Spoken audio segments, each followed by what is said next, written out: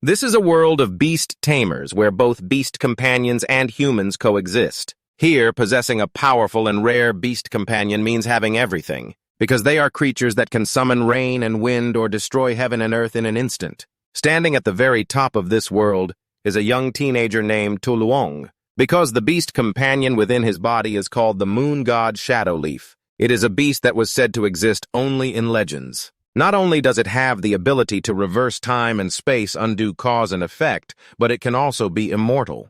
The more people look at To Luong, the more impressed they become, because in his pupils there is a dazzling glow like moonlight. All the affection, grace, and care the moon god bestows on To Luong are expressed through those eyes. In this world, To Luong is the only one honored as the Moon Branch King, the King of Moonlight. He is pursued and revered by countless people. But the life of the Moon Branch King, as formidable as it is, no one could defeat him. Yet he carelessly fell out of bed while sleeping and hit his head on the ground. That's how he ended up selling salt in a ridiculous way. And at that moment, another teenager with the same name from 21st century Earth transmigrated into this body. He simultaneously inherited numerous fragmented memories from the original To Luong 2.0. At that time, he was truly shocked. When he first transmigrated, he became the top figure in the world, which should have been a blessing from above. However, it was only truly fortunate if all the information about that Moon Branch King was accurate. But when To Luong checked the original owner's info, he discovered that his beast companion wasn't the legendary moon god Shadow Leaf at all, but just the Shadow Light Leaf, a low-grade moonlight-type beast companion. Damn, it was such a big scam. All hopes for a prestigious identity in the new world shattered. Like awakening the beast companion at 14, being titled Moon Branch King at 15, the highest-level student of the Moonlight Beast Tamer Academy. Founding the Moon Sect at 16, with millions of followers worshipping him as their leader. Receiving a declaration of war from the Emperor of Commercial Moon the night before, enrolling at 17. The decisive battle was to take place 3 years later. All were illusions. Yet the original owner wasn't lying, because he was deluded into thinking he was very strong, and also believed that the Shadow Light Leaf was the incarnation of a divine beast. Only when he fell into illusions did it reveal its true form as the moon god Shadow Leaf. Even when facing the challenge from the Emperor of Commercial Moon, an 8-star beast Tamer, the original To Luong never showed hesitation or fear. Truly imposing and mighty.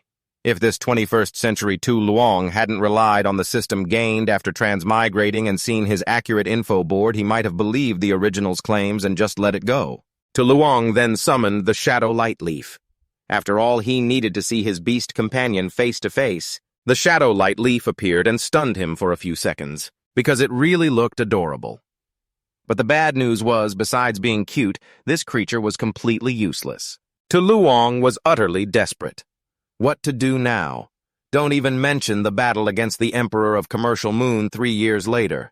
Even as an elite student of the Beast Tamer Academy, he wouldn't be able to win without the golden guiding hand that other male leads from transmigration stories have. Clearly, the idea that To Luong could defeat the Emperor of Commercial Moon in 3 years was just a pipe dream. Thinking of this, he seemed to remember something.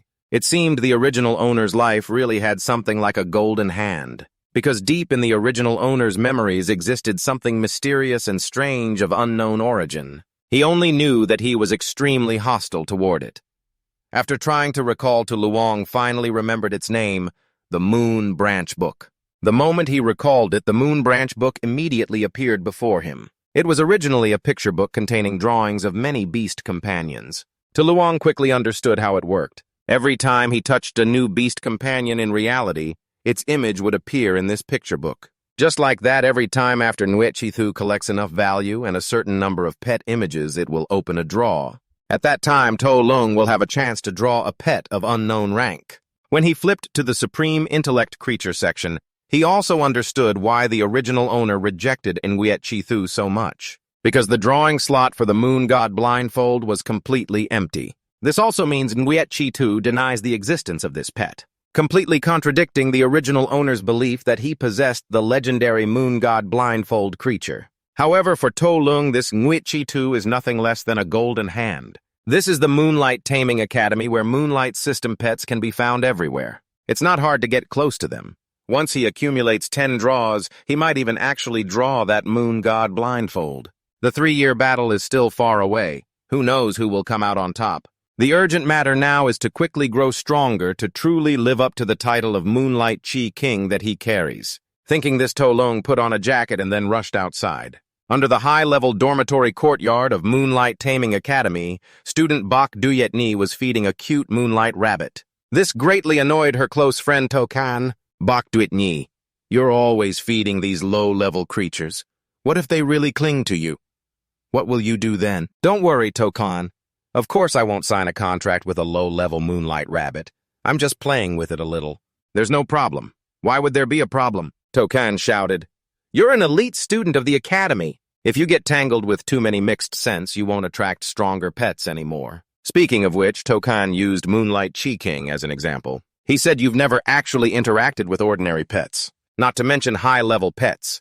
Even supreme pets just pass by without bothering to look at you. She guessed the reason was because his accompanying pet moon god Blindfold hated the scent of pets lower than itself. While they were talking suddenly, the moonlight rabbit perked up its ears, listening intently, then quickly ran away. They all looked in that direction and saw To Leung walking by. Those eyes containing a silver crescent moon full of power, just a single glance made people uncontrollably want to submit completely. At his feet, Tokan and Bok Duyet Ni watched To Leung with fascination. And To Leung also noticed them specifically. Bok Duyet Ni, because she had 2 cat ears, cat ear bullets, beast eyes. Could that be a human and a pet? To Leung thought silently. Then he quickly dismissed this thought. The Moonlight Chi King's human normally didn't interact much with pets, nor was he very friendly. To avoid suspicion, he should still live according to the original owner's style. Thinking this, To Leung coldly turned away. Then he went alone to the moonlight shop. Inside, there were countless low-level pets. If he could touch them all once, maybe he could do the first draw right away. Inside the moonlight shop, To Leung could find countless low-level pets, unlocking many more pets inside Nguyen Chi Tu. But notably, Nguyen Chi Tu could even find specific information and combat skills about them. It's really a shame that the original owner hated it so much before. The deeper he went into the moonlight shop, the fewer pets there were. To be precise, these low-level pets seemed afraid to approach a room with a closed door.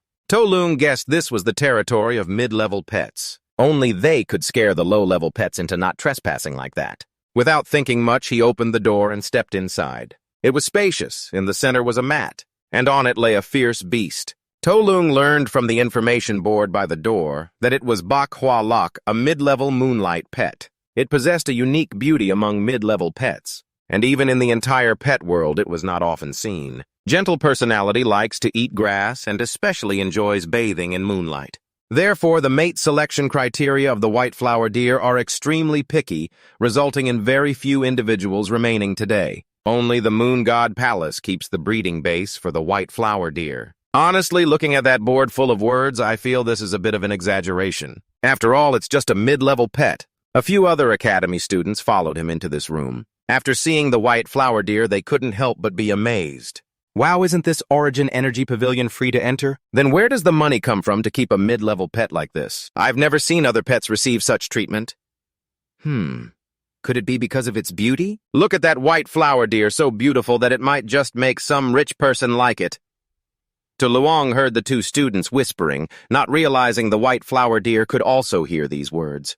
While the student was still babbling dirty words about the white flower deer to his friend, suddenly he was drenched with a cold splash of water right on his head, and the one responsible for this was the white flower deer. Seeing its fierce expression, the 2 students immediately ran away in a hurry. No way could it actually understand what we're saying. Who knows, I heard some mid-level pets have high intelligence and can understand human thoughts. Anyway, it's better to just get out of here. To Leung wasn't in a hurry to leave. After all, he hadn't provoked the white flower deer. The creature had also stopped being lazy and left its cushion to pace around the room. When its gaze met To Leung's, it froze for a few seconds. The white flower deer was drawn to the moonlight in To Leung's eyes and involuntarily moved closer. Then it pressed its body close to To Leung. When they made contact, the moonlight book immediately activated, unlocking the image of a new pet. But what was remarkable was that the newly unlocked pet was named Cloud-Stepping Fire Moon of the Moonlight System, yet its rank was supreme. Not just an ordinary mid-level white flower deer, To Leung couldn't hide his astonishment. Before him now was a supreme-level pet with power enough to destroy an entire city. Supreme-level pets are supreme sovereigns of their domain, commanding all beasts. Once enraged, they can level everything within several hundred meters with a single kick. But why would such a terrifying pet appear in the academy? If so, the whole school could be blown away any time by it. Luong tried to calm down.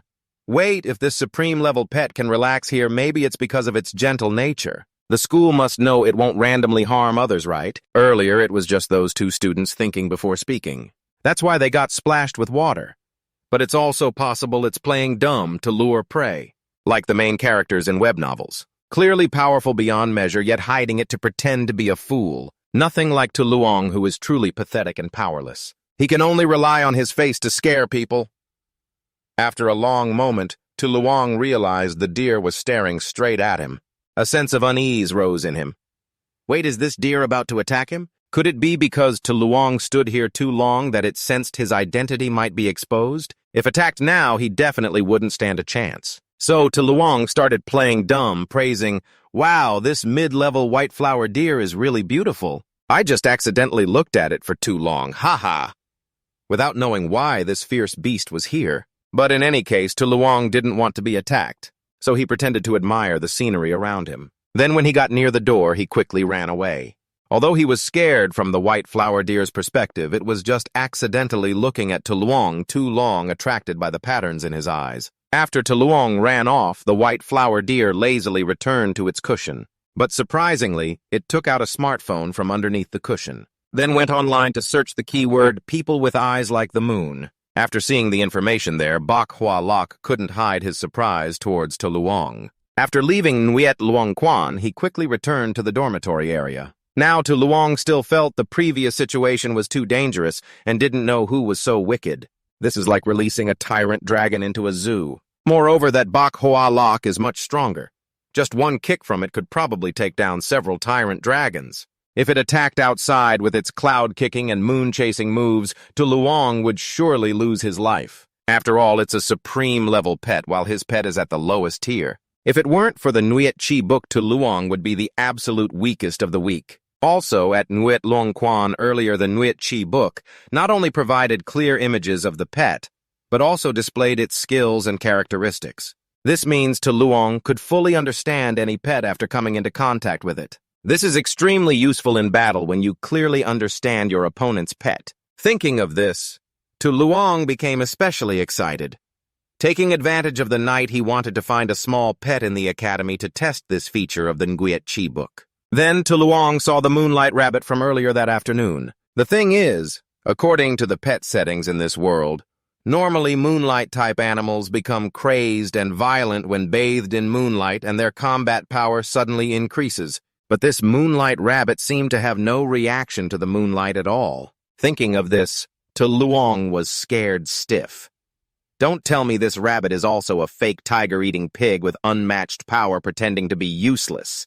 Just look at its calm and regal posture. Maybe it's even stronger than the supreme-level pet he met earlier. Thinking that, Luong became very tense, but still wanted to use the Nuet Chi book's power to find out what kind of divine being this rabbit really was. So he cautiously approached and slowly reached out his hand towards it. However, after touching the moonlight rabbit, Luong was disappointed because it was definitely not a fake tiger-eating pig, but truly useless. Not only was it a low-level pet, but it was born with a congenital defect that prevented it from increasing its power by absorbing moonlight. On normal nights, only on full moon nights when the moon is at its fullest, can it have any combat power. In other words, it's even weaker than a normal low-level pet. Luong couldn't help but feel disappointed. Sure enough, the chance encounters with high-level pets were simply not meant to happen to him. It was just that Luong holding the moonlight rabbit was seen by someone. That person was Bok Duet Ni, the cat-eared, beast-eyed girl he met earlier that afternoon. Before going to bed, she intended to feed the little rabbit one more meal, but ended up catching Nguyet Chi Vuong, who absolutely never touched weak pets, casually holding the moonlight rabbit. Bok Duet Ni returned to her room in shock. Seeing Tukan leisurely relaxing with a face mask, she asked, "Tukan, do you think it's possible, just possible, that Nguyet Chi Vuong really likes small animals?" Tukan sprayed glue stiff for a few seconds, then asked back, "Huh, have you listened to so many lectures that your brain's fried?" Or should I take tomorrow off for you? Ha ha ha, I'm just kidding. Bok Duyetni shrugged and then returned to her bedroom. However, she was sure that what she saw earlier was not an illusion. It turned out that the tyrannical Nuet Chi Vuong actually had such a warm side. Thinking this Bok Duyetni couldn't contain her excitement, even more thrilled to think she was the only one who knew this hidden side of To Luong. As for Tu Luong, he knew he had been caught red-handed by Bok Duyetni but didn't care much. On the contrary, he thought maybe some female students would like that. After a hard day, Tu Luong just wanted to quickly roll into bed and sleep. But when he entered his bedroom, he was startled because there was a stranger inside. This body isn't exactly human, it's more like a humanoid pet beast. The most important thing is that this oppressive feeling is even stronger than that stink deer of the moon-splitting cult. The opponent stepped forward toward Tu Luong while he was already too scared to move. But somehow, Tu Luong's posture still looked full of spirit and even somewhat overwhelming compared to the other party. This person kept approaching, and when, about 2 meters away from Tu Luong, suddenly knelt down and saluted the Moon Branch King and the Moon God Lord. This situation didn't seem to match Tu Luong's expectations at all. But it was good that this person wasn't here to attack him, getting closer and seeing more clearly. Tu Luong suddenly remembered that he had some vague impression of this person from the original owner's fragmented memories. This was one of the pet beasts of the Twin Moon sect's four-moon elephant, but Tu Luong couldn't quite recall exactly who it was. So while he was thinking, a silent, cold atmosphere enveloped the entire room. Tu Luong didn't respond, and the other party didn't dare move, not even to breathe heavily. He silently admired in his heart that this was truly worthy of being the strongest Moon Branch King's pet beast in the world, a living legend. Even in silence, it radiated a divine and imposing aura. After about a tense minute, Tu Luong still couldn't remember who this person was, so he gave up. He coughed a few times and then asked, "Who are you?" After he spoke, the other party finally dared to exhale in relief. Then they reported the latest news from the Twin Moon sect. According to their followers' investigations in the central region recently, the remnants of the Black Moon sect have become active again in the central continent, especially closely linked with the pet beast masters of the Moon God Palace. After hearing this, Tu Luong coughed awkwardly again. "What's this Black Moon sect now? You don't have any impression of it." As the girl looked up to see Tu Luong turning his back to her, the opposing sect leader anxiously called out, "All right, don't say anything more." "Absolutely don't say anything more," Tu Luong shouted loudly. The other party immediately fell silent. But at this moment, Tu Luong was actually searching online to find out what the Black Moon sect really was. It turned out to be an organization once stationed in the northern area, believing in gods like the Electron God Palace, Black Moon legend, possessing a strange miracle that once darkened the moon. 3 years ago, the Black Moon sect had a direct conflict with the Twin Moon sect and was completely destroyed on a full moon night. Tu Luong updated his information. It turned out it wasn't really his problem, but that this sect was too weak. Even the original owner didn't care about it. That's why he had no impression just now. The Black Moon sect's leader was obviously not worth mentioning, but the Moon God Palace was involved in this matter. So the nature of the situation had changed. The girl added upon hearing the name Moon God Palace. Tu Luong's expression completely changed. Unlike other miscellaneous organizations, the Moon God Palace was the overlord of the central continent for thousands of years, truly uniting the world through legendary pet beasts. Although its overlord status had diminished over 1,000 years in just 3 short years, its position was threatened by the Twin Moon sect. The four-moon elephant had already prepared combat plans so that even if the Moon God Palace launched a direct attack, they could still retreat safely. But that meant his lord would have one less close bodyguard. So regarding this action, the subordinate came to ask for the sect leader's opinion. The girl said, "It's fine, go ahead, as long as I still stand with moonlight." Tu Luong said vaguely, then sat down, turning his back to the full moon. The faint glow of the moon made his special eyes shine even brighter. Combined with his previous tone, Tu Luong's current demeanor was more trustworthy than ever. "Yes, sir, sect leader," the girl said excitedly. "I never thought that while alive I could hear those words from the Moon Branch King." She thought silently. As long as the Moon Branch King still had the Moon God shadow, no one in this world would dare touch him, and no one would need to be there to protect him. He was the brightest moonlight. Then the girl quickly left. Once she was sure she had disappeared, To Luong could no longer hold himself together. He really couldn't stand his own broadcasting just now. It was all just to imitate the original owner's career as closely as possible. Basically, it's because the original owner often had strange, vague sayings that were half-finished. Yet every time these words were spoken, the followers misunderstood them as profound truths, signs from the gods, even though they were really just meaningless words. Since To Lung entered the body of the original owner after release, he had to imitate it as closely as possible. And then there's the Moon God Palace, which really gives him a headache. You've only been here a day, and things have already gotten this complicated. Although for the original Moon Branch King, the current Moon God Palace is no longer something to worry about. The premise is that the Moon Branch King must possess the Moon God Shadow Moth. But right now, you're just To Lung with only the extremely weak Shadow Glimmer Moth as your pet trying hard to look like a Moon Branch King. Just now, after blurting out those words, To Lung regretted it deeply. Now there's no bodyguard by your side. If you run into danger, you might as well resign yourself to a hard life. While feeling down about this, To Lung suddenly thought of something right. He still has the Moon Branch book, and after visiting the Moonlight Pavilion today and interacting with so many pets, maybe he's accumulated enough for a draw. To Lung opened the Moon Branch book.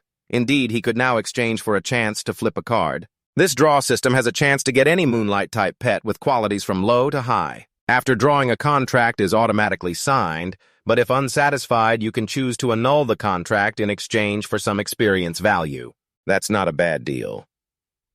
Before drawing, To Lung prayed 749 times. His current situation is quite tense, but if he draws a supreme wisdom-level pet, it could turn the game around and there'd be nothing to fear anymore. After To Lung activated the draw, the Moon Branch book emitted a dazzling golden light. After a series of flashy effects, it announced that To Lung had drawn the translucent Moon Shadow, a high-level moonlight pet with 2 combat skills, Moon Killin and Concealment. Although it wasn't a supreme wisdom pet, a high-level one like this was still pretty good. Even if To Lung were just a normal student, drawing such a rare high-level pet like translucent Moon Shadow would surely be very exciting. But for the leader of the Twin Moon sect, the Supreme Moon Branch King, this translucent Moon Shadow really wasn't worth much, because the urgent problem at hand simply wasn't something a high-level pet's strength could solve. So after some thought, To Lung decided to annul the contract with it. The system was surprisingly considerate, as the experience gained from canceling the contract boosted his abilities significantly, almost reaching 2-star Beast Tamer level. But even so, To Lung found it hard to be happy. Thinking back, the original owner had many chances to sign contracts with wisdom-level pets while in the Twin Moon sect. He really possessed the Moon God Shadow Moth, so he never valued others. And now To Lung is the one who has to bear the consequences. He sighed repeatedly. Then, when he got into bed to sleep, To Lung suddenly realized something.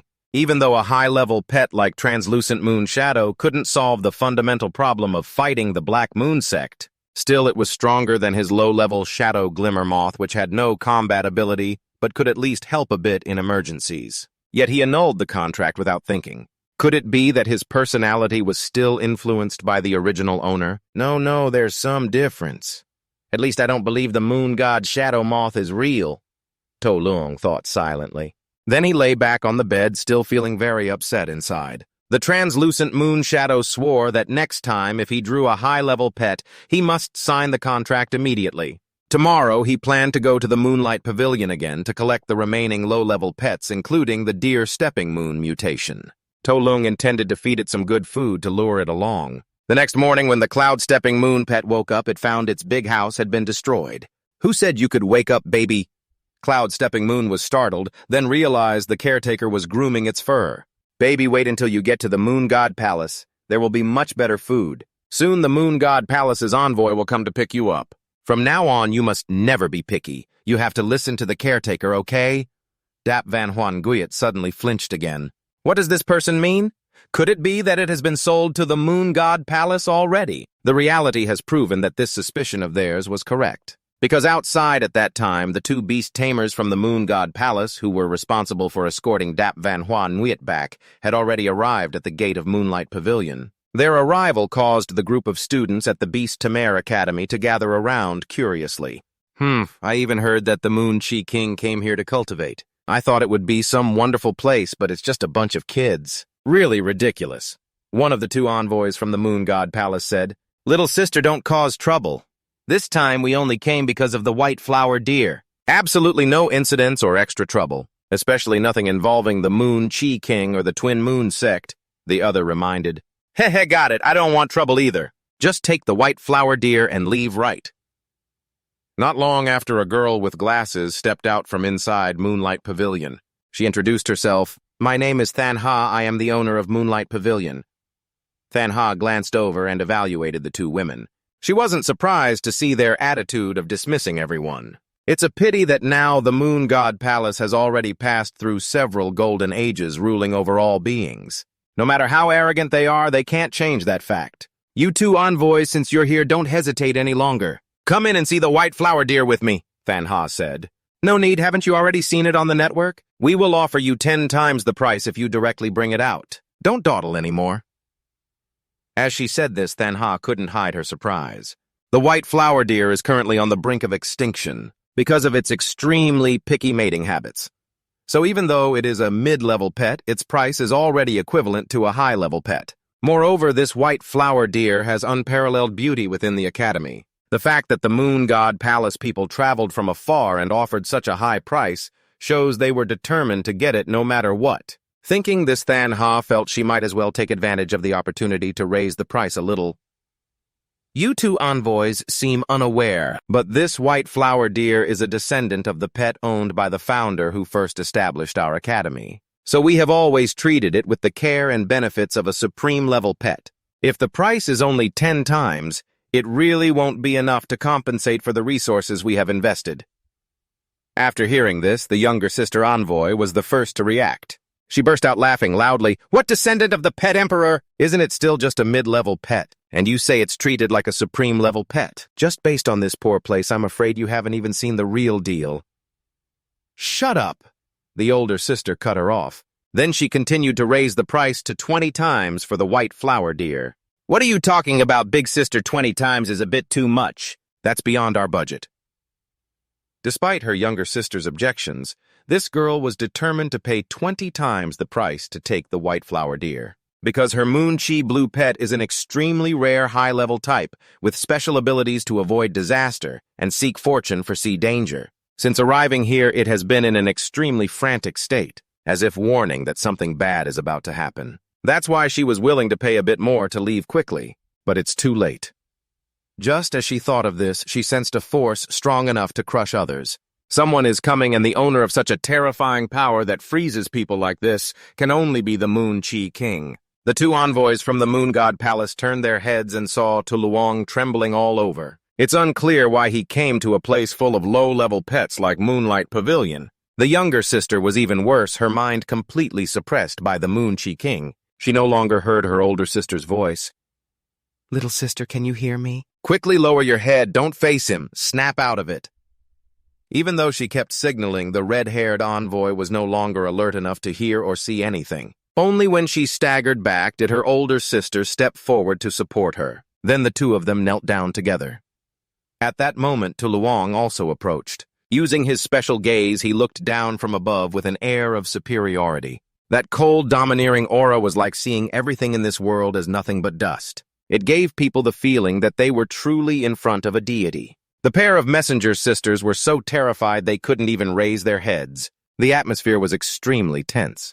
In reality, Luong was only staring at them a bit more out of curiosity about what people from the Moon God Palace were doing here. But because of his identity as the Moon Branch King, he couldn't openly ask. The two messengers grew even more afraid as Luong kept staring at them. They even thought he was in a bad mood and might want to take their lives. Fortunately, Manhwa stepped in to save the situation. Lord Moon Fang she happily approached. I am the owner of Moonlight Tavern. It is truly an honor to see your face in person today. Then Manhwa happily boasted that she had just joined the Moon sect 3 months ago. She enthusiastically introduced that the two messengers were from the Moon God Palace here to buy a mid-level pet, specifically the white flower deer that Luong had seen yesterday. The appearance of that deer was truly perfect. Even the Moon God Palace had to pay a high price to buy it. Manhwa went on and on bragging. When she heard Moonlight Tavern wanted to sell the stomping dung deer, Luong was clearly unhappy. Moreover, that luxurious treatment turned out to be just because of its bloodline and appearance. The key point was that its true nature as a top-level intelligent pet was only known to him.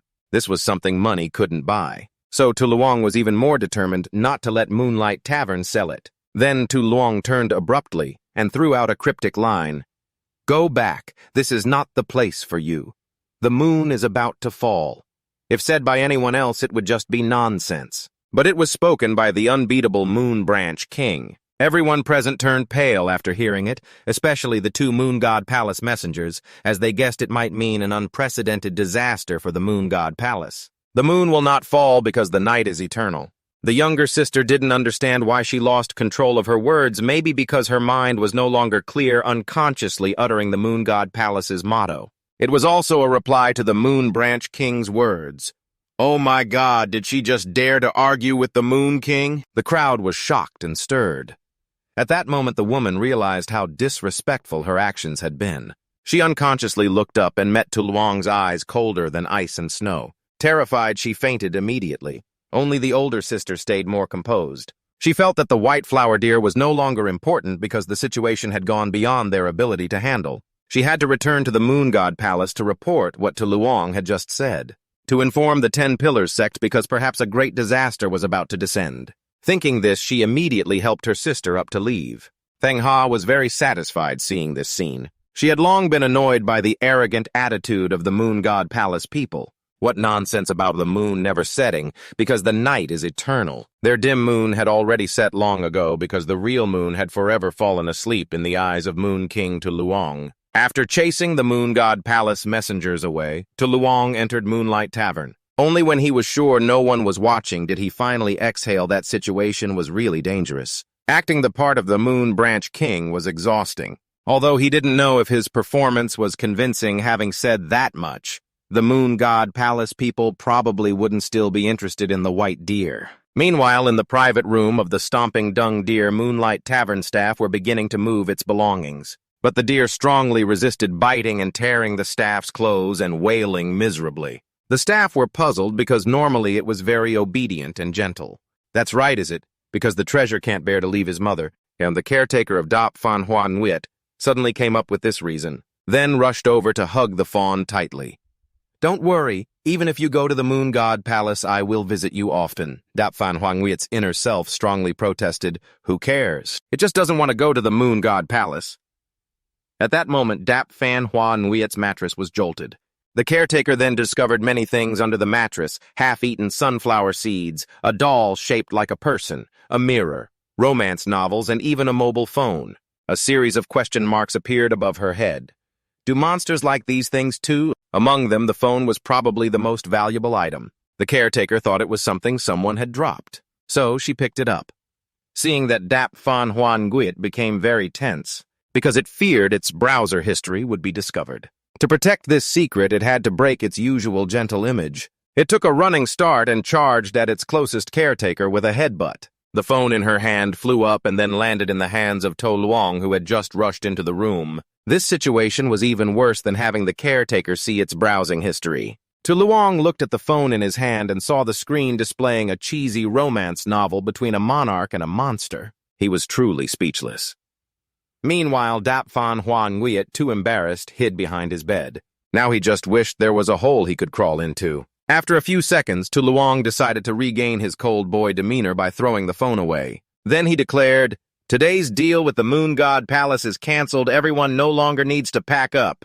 The people from the Twin Moon sect will soon come to negotiate buying the Moonlight Tavern." After saying that, Tu Luong left without any unnecessary moves, leaving the staff behind, stunned. He originally came today to discuss acquiring the Moonlight Tavern. Running into people from the Moon God Palace was just unexpected. Anyway, having this place as a cover allows him to interact openly with many lower-level monsters. However, Tu Luong did not expect to immediately encounter the embarrassing scene of the supreme pet. He was just afraid that it would be too embarrassed and go crazy, goring him to death, so he quickly retreated like this. He left, leaving the scene completely silent. After a few seconds of processing the information, the staff couldn't help but exclaim in amazement. Did the Moon Branch King really declare the cancellation of the deal? Did he meet the envoy from the Moon God Palace outside? What happened just now? I really want to know. I heard the deal was unilaterally terminated. So ruthless, no wonder he's the Moon King. Wait, does that mean he declared war on the Moon God Palace? We will definitely be protected by the Twin Moon sect, right? But I'm even more curious about that phone. What could be on the phone to make the Moon Branch King show that expression? Dap Van Hoan Nguyen's pride flared up upon hearing this. Before anyone could touch the phone again, it rushed over, bit down hard on the phone, and dashed outside. The staff couldn't catch up and could only look at each other in confusion, wondering what's wrong with this kid.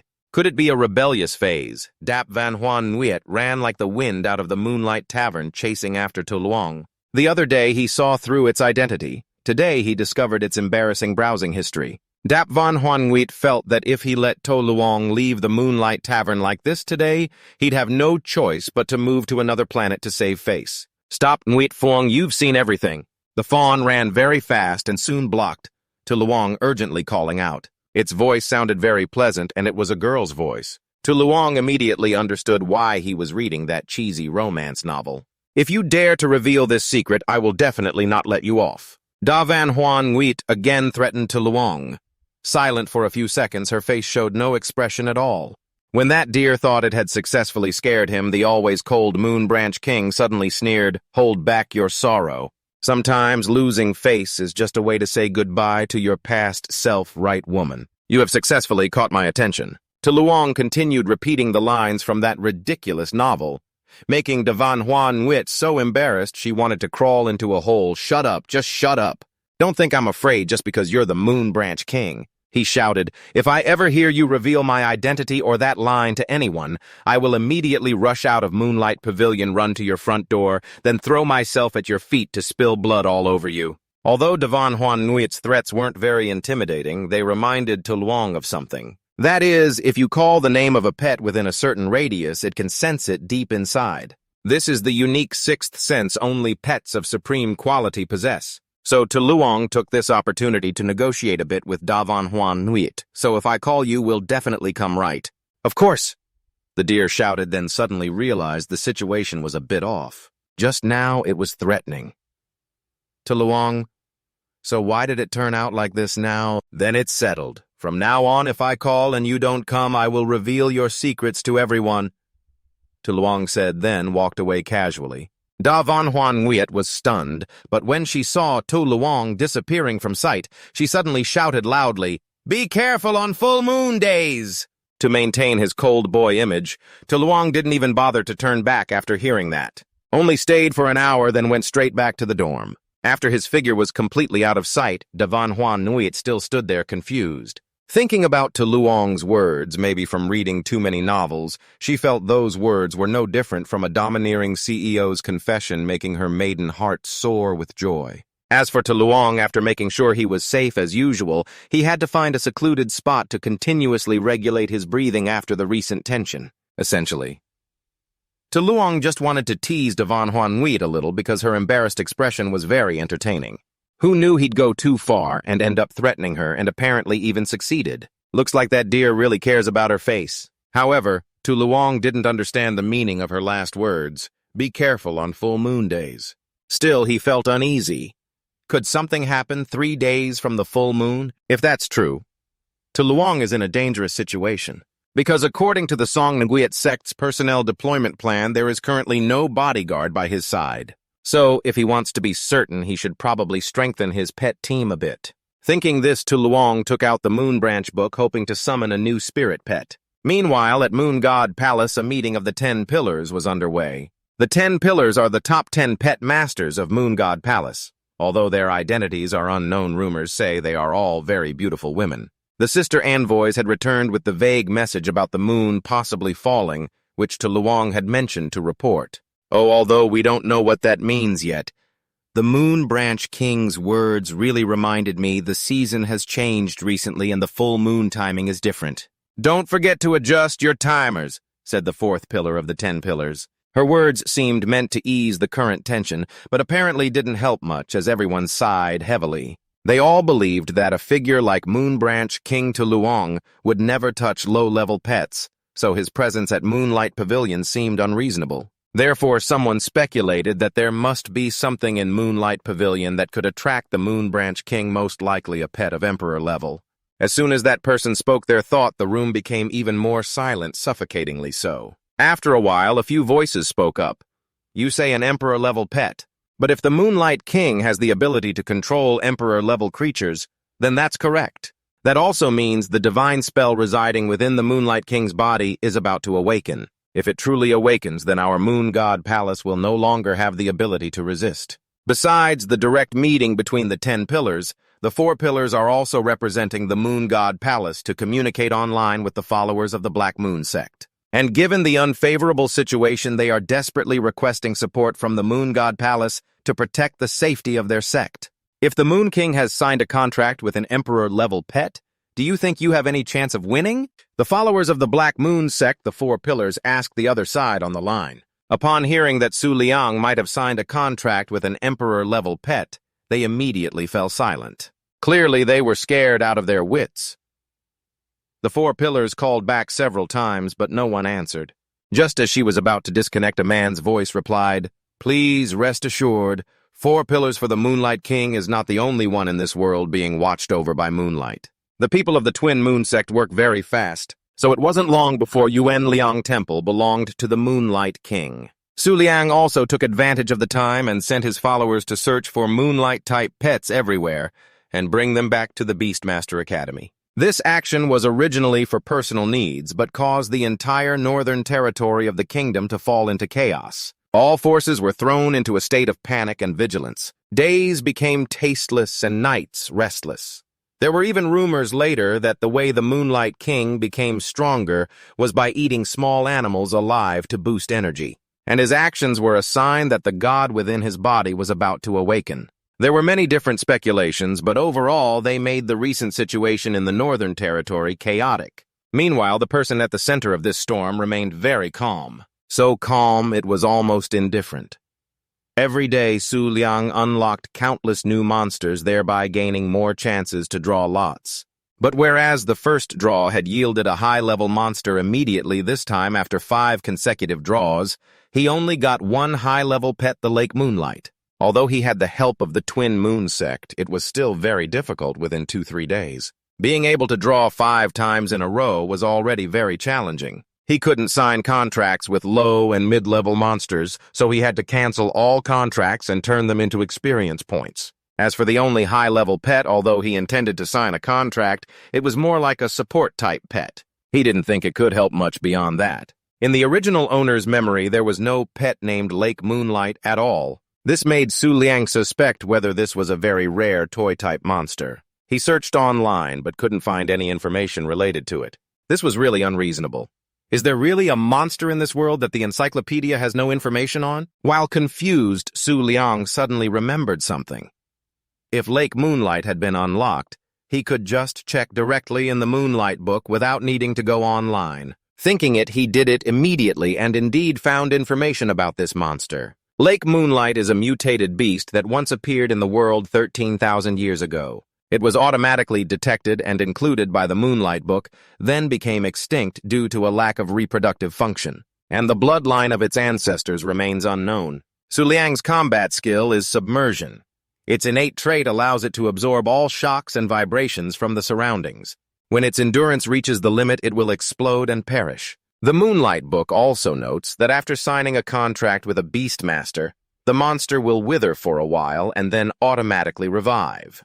This is one of the key reasons why humanity, once weak, can now coexist alongside monsters. Su Liang was deeply shocked.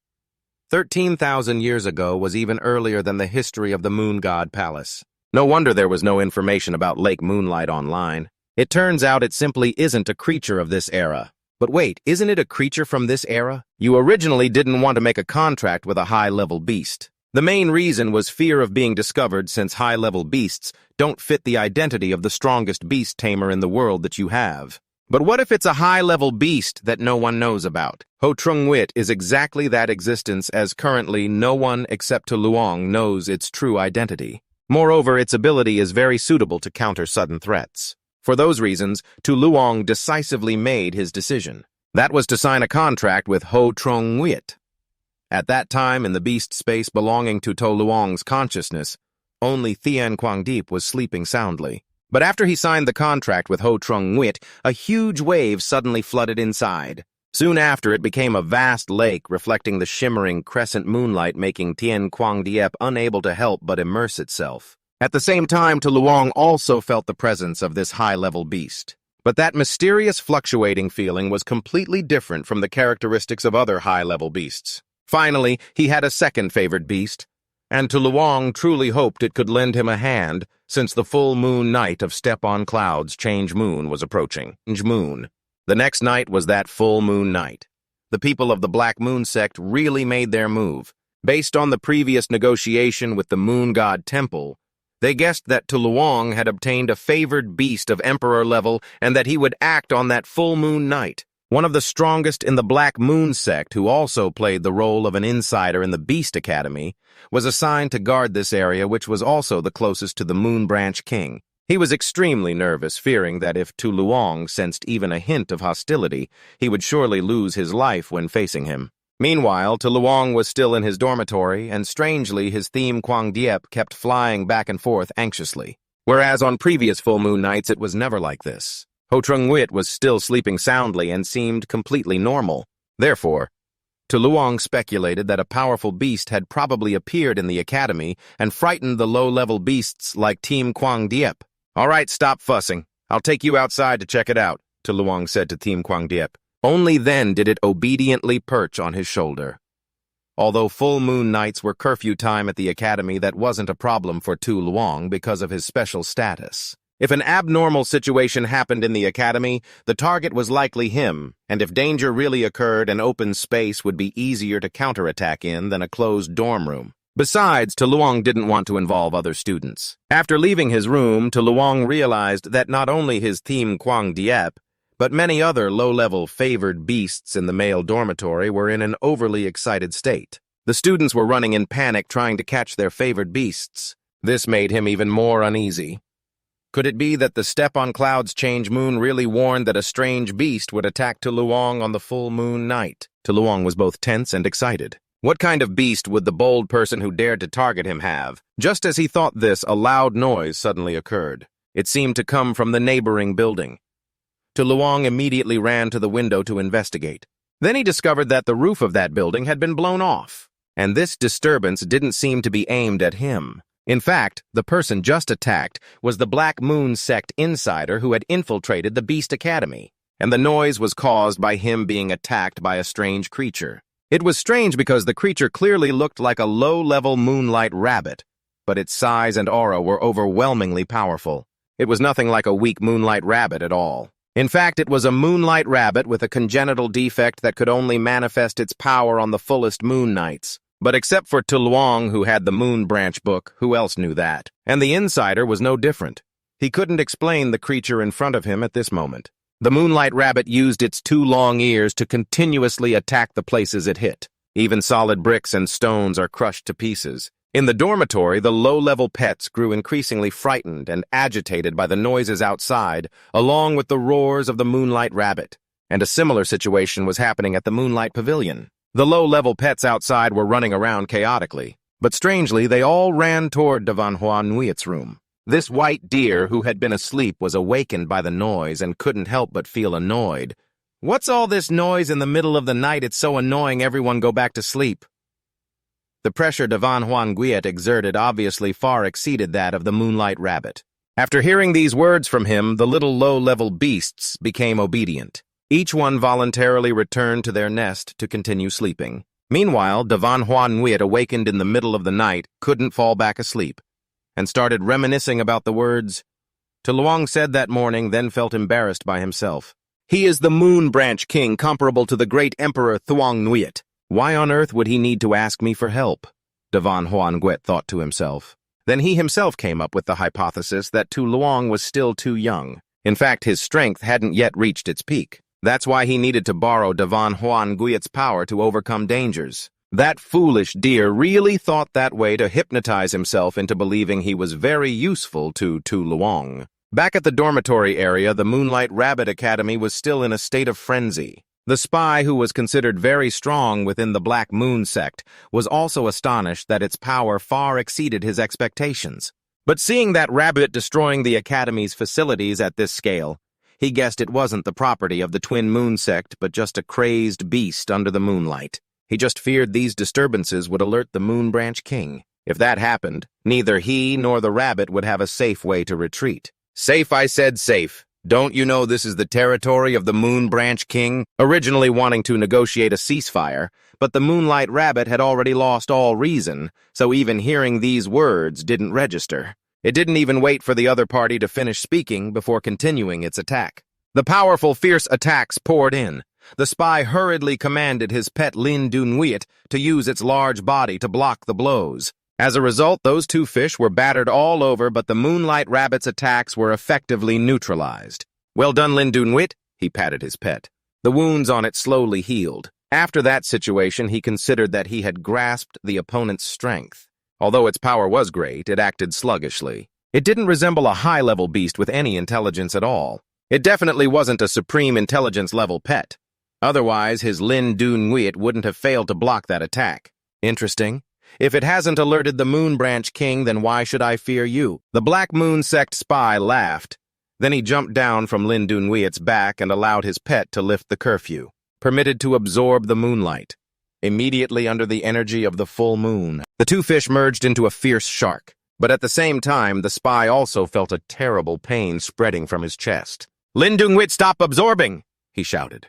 He had almost reached his limit just now. Except for the great Emperor Thuong-Wit and the Moon God Palace family, no beast tamers are allowed to let their pets absorb moonlight indefinitely. Otherwise, the price to pay is the beast tamer's body exploding and withering. As for the Moon Branch King to Luong, this spy guessed he had long surpassed normal limits. Then he unleashed Lin Dunwuet's power to charge and attack that giant moonlight rabbit. The moment the two beasts collided, the Academy endured a violent tremor leading to an emergency evacuation. At first, Academy staff thought it was an enemy force attacking, but they quickly dismissed that possibility.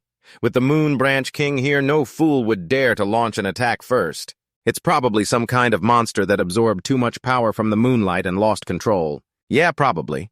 But anyway, a monster under the full moon is really dangerous. One even fought a teacher before. Speaking of which, two Academy staff suddenly saw a shadow dash past them. At first, they thought it was just some student running around recklessly. But when they looked closely, they realized it was To Luong. Moonlight is about to rise. To Luong said something vague and cryptic. Although he didn't really understand what he was saying, it sounded pretty cool. After speaking, To Luong turned and left. Even though he now had Ho Trung-Wit with him, he still felt a lingering sense of insecurity, especially on this full moon night. To use the original owner's slang to express that feeling, it would be, "Moonlight is watching me, huh?" Lin Dunwuet to Mole launched a very vicious attack, so ruthless that he thought all that was left after would be to collect the Moonlight Rabbit's corpse. But who would have guessed that after the aftershock passed, he saw that rabbit still standing tall. This dealt a heavy blow to him. Lin Dunwuet was the pet that helped him gain a position in the Black Moon sect, and now even a simple crazed monster couldn't defeat it. At the same time, Takan and Bok Duyet Nhi, hiding behind a nearby building, witnessed the entire battle firsthand. Although they knew it was dangerous, they still came here to watch the excitement since the dorm ceiling had already been blown off. But Bok Duyet Nhi kept feeling that the monster looked somewhat familiar. Takan thought it was a high-level plush rabbit, but its body shape was definitely abnormal. After a few more words, they saw the battle clearly tipping to one side. The Moonlight Rabbit had tied up Lin Dunwuet tightly with its two long ears. Then it slammed him hard to the ground. The shark in front of the rabbit had turned into a koi fish. Its wound-healing speed could no longer keep up with the damage inflicted by its opponent. The Black Moon sect mole was driven into a corner. He ordered his pet to unleash the deadly move Swallow the Moon. This move was terrifying because once the target was hit, it would be torn apart by an invisible force released by Lin Dunwuet until the target stopped breathing. But this overwhelming move hadn't even finished activating before the Moonlight Rabbit let out a roar, then swallowed the invisible force released by Lin Dunwuet. Watching this, he was stunned and speechless. He couldn't believe that a simple beast could have such terrifying combat skills. Bok Duyet Nhi just stood there with her mouth wide open in amazement, in awe of the rabbit's terrifying power. Until Takan suddenly hugged her from behind, then summoned his pet Moon Silver Fox. That monster used its large tails to form a shield protecting the two of them. Immediately after, the Moonlight Rabbit poured all its strength back, releasing all the power it had swallowed earlier. This backfire had destructive power comparable to a nuclear bomb, and Lan Du Nuiet undoubtedly turned into a grilled fish. This battle was a complete defeat for the mole. The massive shockwave blew away a section of the academy. Tucan's and Bok Duyet Ni's pets survived, luckily, because Bok Duyet Ni had already summoned her pet too. Otherwise, with only Moon Silver Fox, they probably would have lost half their lives. But Bok Duyet Ni's white tiger had attracted the Moonlight Rabbit's attention. Now they had nowhere to run. Seeing the rabbit staring directly at them, the two girls could only tremble and hold each other, thinking this was really the end. However, the Moonlight Rabbit just approached them, then stood still without any sign of attacking. Moreover, Tucan felt its gaze toward Bok. Duyet Ni had no hint of hostility. I don't know how long after that giant rabbit left my sight, it then lifted the spy stuck in the rubble. After such a strong shock, he still had a bit of breath left, truly as durable as Xiaoqiang. But do you think you can escape unscathed? The Moon King is coming soon. He will turn you into his dish. It seems out of desperation this guy screamed threats. But not only did it fail to intimidate, it actually angered Moonlight Rabbit. It threw the spy hard onto the ground, then lifted a foot, clearly intending to stomp the powerless man. Bai Yunai saw this scene and wanted to rush forward to stop it. Jing stopped her. Don't joke around, you know your Xiaobai can't stop that giant monster. It's a high-level beast.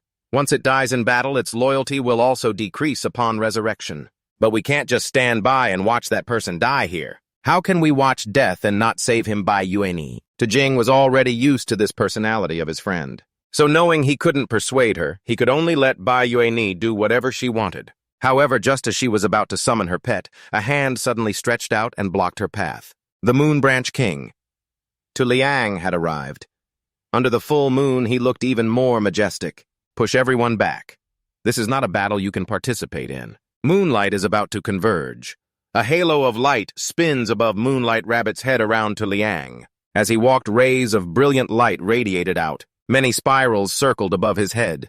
Behind, Tu Jing and Yue Ni were amazed by his power and voiced their admiration. Oh my, at this level is he even human anymore? At that moment, Moonlight Rabbit turned its head, staring intently at the small figure of Tu Liang approaching, his cloak fluttering. He quietly pondered. That size and shape, plus no supreme-level beasts have ever been born before. Tu Liang pressed his lips tightly, hesitated a bit, then opened his eyes wide, shining with certainty as he silently affirmed something. So there's only one possibility. 10 minutes ago, Tu Liang had secretly watched Tu Jing and Yue Ni from behind a rock. A feeling of unease rose in his mind. Though his thoughts were restless, he came with an inexplicable confidence. Foolishly pessimistic, he thought. But this thing is completely unbeatable. Seeing the scene ahead made him even more desperate. Even the high-level beast of the 4-star guides had been killed. He immediately summoned the Moon Branch book. Tu Liang still felt uneasy inside. His Ho Trung Wit and Thien Quang Diep could not harm a single hair on it. To use the Moon Branch book to determine rank contact is required, but right now he couldn't do that. Light from the book shone on his face, but he continued to hesitate. What to do? Could it be that he had to give up just like this? Suddenly, Tu Liang's eyes widened. Something made his thoughts freeze for a few seconds. Wait, Moonlight Rabbit stood silently ahead, staring fixedly at Tu Jing and Yue Ni. This made him ask a question: why didn't that monster attack those two? Then Tu Liang began analyzing the situation, loss of control and reason coexisting. Such contradiction cannot happen with a high-level beast. Back to reality, standing close to Moonlight Rabbit, he confidently drew a conclusion. So there's only one last possibility. The Black Fang below was astonished when he saw Tu Liang's silhouette in front of him. The Moon King was almost this close. He grinned widely, unable to hide his excitement as he thought. Could it be that I'm about to see the Moon King's beast with my own eyes? News of the Moon King's beast would send shockwaves across the world. Only I can witness it firsthand. But that thought was abruptly cut off when Xiaobai suddenly lifted him high up. As it successfully moved Black Fang onto its back, Yutni happily praised. Well done, Xiaobai. Tucan urgently called out. We must seize this opportunity and quickly retreat to the rear. As the group started fleeing, Black Fang panicked and shouted. Hey, what are you girls doing? Don't take me away! He kept screaming loudly while Little White dashed forward. Don't save me. Now in this chaotic scene, only Tu Luong and Moonlight Rabbit remain. You glanced at it and quietly speculated. Beasts go crazy under the full moon and can no longer be rational. You're simply not mad. Seeing it silently listening, you calmly continued. It's just acting on instinct. A smile spread across To Luong's excited face as he realized only low-level beasts act purely on instinct. So there's no need to guess the truth anymore. The next moment, without hesitation, he immediately stretched out his hand forward, eyes fixed on Moonlight Rabbit. To Luong softly asked, "You've always been looking for me, haven't you?" Behind them, two girls, Duyet Ni and To Kan, held their breath, watching intently. Following his every gesture, To Kan nervously exclaimed, "Moon King, what is he doing?" Suddenly, Duyet Ni widened her eyes and urgently called out to To Kan, "Look!" At that moment, Moonlight Rabbit suddenly growled fiercely. Its two huge ears slammed down hard. Even standing directly under the attack, To Luong remained unmoved, his hand still stretched forward. To Kan gaped shocked and unable to believe it, asking Moonfang, yet he won't summon any beast to fight back. Beside him, Duyet Ni covered her face in fear, thinking he would be crushed to mush. At this moment, the two rabbit ears were only a few centimeters from To Luong. He didn't dodge, but squeezed his eyes shut and focused on feeling it. Soon after, sweat dripped from To Luong's face onto the lake's surface. A splash echoed. At the same time, the ear that seemed about to crush him suddenly curved upward and stopped in midair. At To Luong's feet, a magical swirling water current began to appear. Lake Moonlight appeared after the spirals, embracing his body from behind. It slowly opened its eyes while he kept his shut tightly in fear. The recent scene left the three people far away staring in astonishment. Black Fang froze, stiff, speechless, realizing that was the moment Lake Moonlight separated from To Luong and took the blow from the pet beast. This only confirmed for him the ancient, mysterious unknown is no mistake. This is what the Black Moon sect's internal intelligence had mentioned. His eyes dared not close, emphasizing each word in shock. The Emperor has appeared. At that moment, To Luong slowly opened his eyes, full of unease. Looking forward at the scene made him unable to contain his joy, shouting, "Extreme!" Suddenly recalling, he quietly rejoiced inside Extreme. That's right, Lake Moonlight successfully blocked the attack. But before he could be happy for long, his face filled with anxiety as he realized the attack was so powerful that even Lake Moonlight couldn't withstand the second strike. Quickly, To Luong smugly glanced at the rank identification board in front of him, showing Moonlight Rabbit with low moon deficiency physique. He happily thought to himself, no need to fight anymore, since the truth is clear. He knows that fierce pet beast is Moonlight Rabbit. To Luong was extremely excited, admiring, "It really is you. Because of the familiar feeling in my heart, my prediction was right." Then he gently stroked its fur, murmuring, "So that's how it is." Moonlight Rabbit's eyes remained lowered. To Luong said without fear that low moon deficiency physique can only absorb the unlimited power of the moon on full moon nights. That's why you crave the moonlight so much, forcing yourself to develop to the point of defeating high-level beasts. Hearing this, it suddenly went still, its huge ears slowly drooping. At that moment, delicate feet landed, and 3 female reinforcements cloaked in robes approached. Seeing the scene around, one girl asked curiously, "What's going on? Are we late?" Black Fang, lying sprawled on the ground, said bitterly, "Not late, but you're useless coming here." They asked confusedly, "What did you say?" He curled his lips and emphasized each word. "We've disturbed the Moon King. We're all going to die." Hearing those words, the 3 female reinforcements fell silent and called out loudly in unison, "Moon King." On To Luong's side, he felt a bit hesitant, seeing the 3 others hastily trying to escape. With reinforcements here, they couldn't afford to linger any longer. Then he turned to the Moonlight Rabbit and murmured, "So you came because of me." As soon as he finished speaking, it suddenly placed its hand on the ground. The next moment, it abruptly lowered its head to the ground. Before To Luong, the scene made the 3 female reinforcements stand silently, stammering this, pleased with the Moonlight Rabbit's action. To Luong smirked and informed it, "Persisting with the moonlight like that. I see your determination. I will grant you the moonlight you desire most." He lowered his voice and whispered into its ear, then promised to meet again where we first met.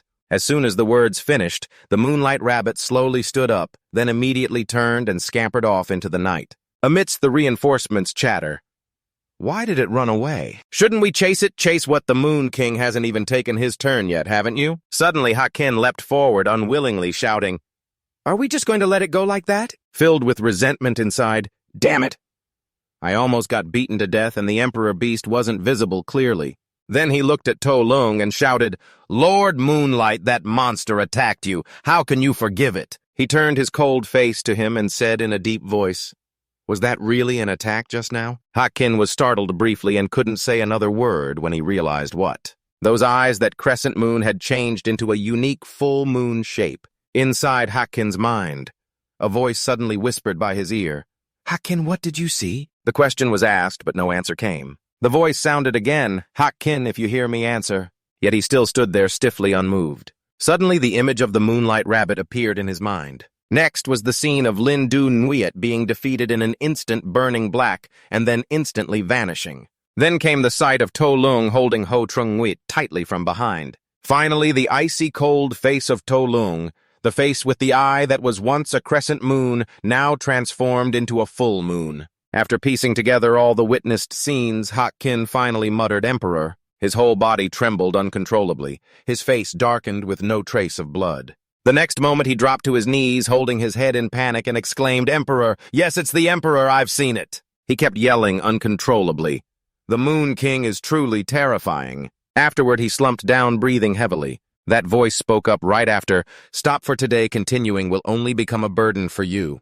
A figure gradually appeared before Hakin and continued speaking. Hakin, just last night, Transmigrated Nguyet appeared in the Northern Territory. Sweat poured down his face like a shower, anxiously awaiting the next words. The next moment he was transported somewhere. Under this charge, the third branch deputy leader of the Black Moon sect arrived in the Northern Territory. "This time you will continue to be responsible for internal affairs." Though terrified, Hakin raised his hand, yet the other person ignored it and instructed, "You must observe all of the Moon King's movements. Report immediately if there is any unusual activity."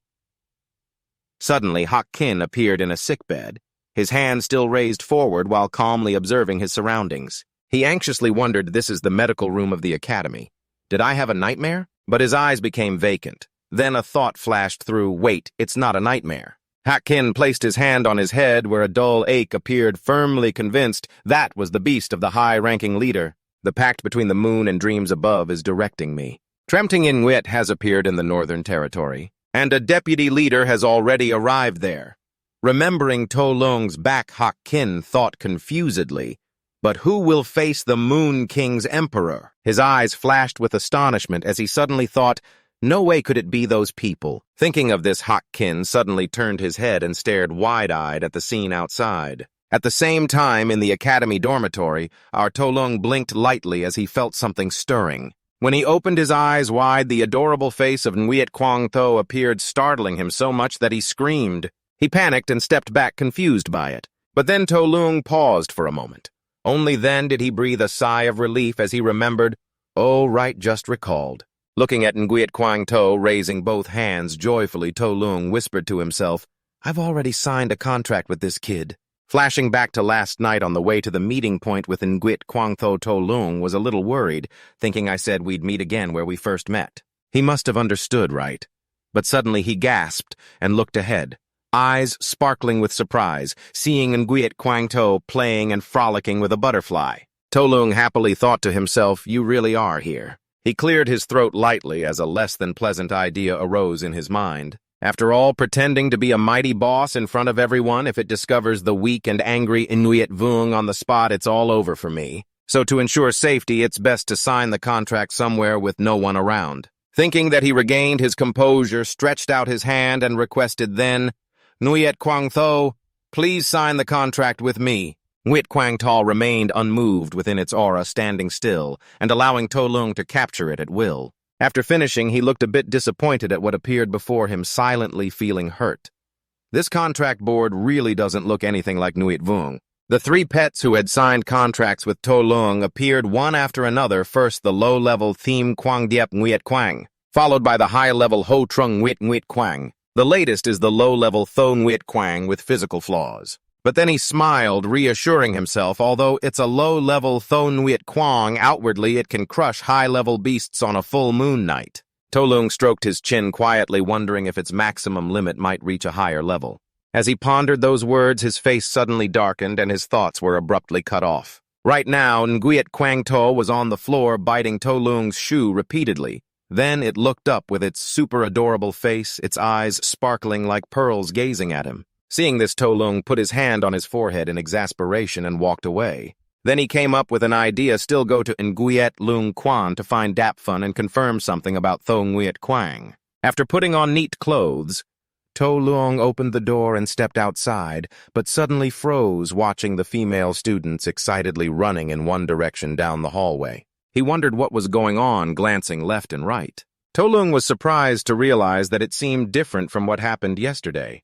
At that moment, an excited female friend exclaimed, "There really is a wild, supreme-level Nguyen Quang beast that has come to the Northern Territory, and it's not far from the apprenticeship area." The friend next to her asked, "Don't you also want to go there to sign a contract?" The other friend quickly replied, "Just try and see, who knows, maybe it will work out." Overhearing the conversation, To Leung's mouth dropped open, repeating the words, "Supreme level," quickly taking out his phone to search hurriedly, asking which one it was. A wild supreme-level beast wouldn't just wander outside casually. It moves very fast. The phrase Northern Territory Supreme-Level Emergence had been entered. To Leung immediately clicked the search box. What appeared on the phone screen made him widen his eyes in shock. On the screen appeared a photo with information: the Supreme Beast, Tram Tin Yen Nguyen, arrived in the Northern Territory early this morning. Hundreds of miles around have been sealed off by the forces of the Nguyen Quang faction. The crowd of onlookers has exceeded hundreds of thousands. Tram Tin Yen Nguyen is currently the only supreme wild weapon in the Nguyen Quang system. Because it hasn't found a suitable beast tamer, it has been in deep sleep. Even the Thung Nguyet Dai Day and the 10 pillars of the Nguyet Tun Palace cannot wake it. But yesterday, Tram Tin Yen Nguyen arrived in the Northern Territory as soon as it was awakened. While he was engrossed in reading each line, 2 female assassins silently watched from behind. The last line, absorbed this way, means no power can ignore the existence. At the same time, those female assassins leapt outside the window. After reading through a series of information, To Leung was momentarily stunned by the 2 names Nguyen Phuong. To Leung stared intently at his phone in the hallway, then slowly slipped it away, silently thinking, so that's how it is. Almost all forces believe that Tran Tin Nguyen came because of him. Behind him, 2 women covered head to toe were watching his every move, suddenly widening their eyes. After a moment of silence, To Leung lifted his foot and stepped forward. Seeing his back walking opposite to most people, the 2 probing women were extremely surprised. Nguyen Phuong didn't even bother to pay attention to Tran Tin Yen Nguyen. At that moment, To Leung smiled slightly and thought to himself, although he really wanted to see his own face show fear with the following thoughts: was he supposed to subdue Tran Tin Nguyen under the watchful eyes of hundreds of thousands of people, imagining being defeated in front of the crowd? To Leung painfully thought, if I have no power to control at all, wouldn't I just die right there? Thinking that he chose the more optimistic option, better to be cautious and not take risks, especially since there's a cuter and more beautiful one nearby. Not long after To Leung set foot at Nguyen Luang Inn, inside Huan Nguyet was lying lost in thought on the bed. His hand gently opened the door to the room. Huan Nguyet immediately turned his head sharply to look at the wide-open door. To Leung stepped in with a smile, waving and saying, "It's been a long time since they last met," his mind continuing the unfinished thoughts about why look so far away. He was very surprised by To Leung's appearance and immediately asked why he was here. To Leung gently stepped forward. Huan Nguyet still couldn't believe that Tran Tin Nguyen had appeared and asked if he wasn't going to go see for himself. He chuckled softly at the question and teased, after all, a web-surfing fanatic like you would know that. Huan Nguyet turned his head grumpily and replied, "I sensed that long before the web was even created." Then he gradually opened his eyes and glanced at To Leung, seriously asking if he didn't go, someone else might subdue it. Wouldn't he regret it? Hearing that, To Leung raised a finger and shook it smugly, replying, "They still don't understand." Then said something that made Huan Nguyet even more puzzled. Only someone with foresight can see that no monster is cute at all. Suddenly remembering something important, To Leung reached into his shirt pocket and took something out. "Ah, right." He held up a crescent moon-shaped food item and said this was a thank you gift for him. Looking at the strange gift, Huan Nguyet curiously asked, "Thank you gift for what?" He turned away, pretending to cough, feeling a bit shy inside. thinking that after all it was thanks to his reminder that he had subdued the moonlight rabbit, but still better not to tell a deer raised like a level chung monster. Huang Wit was stunned by the sparkling food and asked, "This can't be the specially made food for supreme intellect monsters, can it? Isn't it very expensive?" Hearing that, Tu Luong smiled happily and said, "It's normal if you like it. I'll bring you more tomorrow." He was confident saying this because he knew well that there were still thousands of monsters in his space anyway. The moon sect rose. Huang Wit took the food in his hand, his gaze showing hesitation. Suddenly, he put it into the food box. Tu Luong nearby was a bit surprised and asked why. "Not eating it now, putting it in the food box." "The pillar." Huang Wit replied bitterly, "It's not just a snack, of course. It has to be eaten while watching movies and reading novels." His strange attitude surprised Tu Luong a little. After finishing what he had to do, Tu Luong immediately stood up and smiled, announcing, "Then I'll leave now. If I stay too long, it's easy for others to discover your identity." At that moment, Huang Wit pulled out his phone and chuckled. He suddenly had an idea. Wait, there's clearly another way to communicate. And the next second, Tu Luong also took out his phone and suggested, "That's right. Let's add each other as friends." Huang Wit was a bit surprised, but agreed soon after. Very fast. The notification, ding ding, rang from Tu Luong's phone showing the user Nguyet Thon Thiem Diep had added a new friend named Dap Fan Huan Nguyet. But surprisingly, his avatar was a white-haired goddess with diamond-like purple eyes. Looking at that face, Tu Luong immediately recognized the pact between the cloud and the moon, the founder of the Moon Beast Academy hundreds of years ago. Then he silently speculated one thing: this legendary emperor-grade beast must be her ancestor, right? Then he cast a not-so-friendly glance at Huang Wit, a question forming in his mind. Could it be that after transforming, Dap Van Huan Wit can also transform like that? Seeing Tu Luong staring at him, she tilted her head in confusion and asked, "What's wrong?" At that moment, Tu Luong, suddenly startled awkwardly, turned away, waving goodbye. "Nothing. I'm heading back now. I'll come again tomorrow." Inside, he was confused, wondering why his thoughts were all over the place. Seeing that Huang Wit also raised her hand to wave goodbye. After he left, she blushed shyly and thought inwardly, "Clearly Tram Tin Yen Wit has appeared, but he doesn't care and still came looking for me." Suddenly, Huang Wit clapped her hands, a bit surprised at her own deduction. "I got it. This move is called the soft tie that binds tight." Then she imagined Tu Luong's sinister expression and scolded, "He's trying to trick me into joining the Moonlight sect." The next moment she got really annoyed, stood up, pointed forward confidently. "Moon King, you're cunning. I've seen through your plot." Suddenly she froze for a moment, her pointing hand completely still. After analyzing the situation for a while, Huang Wit collapsed back onto the bed, embarrassed, thinking, "Did he just say he'll come tomorrow?" 3 days passed. Nguyet Phuong still paid no attention to Tram Tin Yen Wit, and the Moon sect showed no signs of activity. As a result, the situation in the Northern Territory became increasingly chaotic. The number of people lined up wanting to sign a contract with Tram Tin Yen Nguyet was countless. The long line of noisy chatter made a woman annoyed and shout, "Stop pushing. It's just to broaden your horizons. Do you really think you can tame Tram Tin Yen Nguyet?" The person who just raised her voice was Vice Principal Thuong Nhu Nguyet of the Moonlight Beast Academy. She held up a sheet of paper and warned loudly, "Those who register will be guaranteed basic safety. Those who don't register will bear all consequences themselves." One by one, people came to register.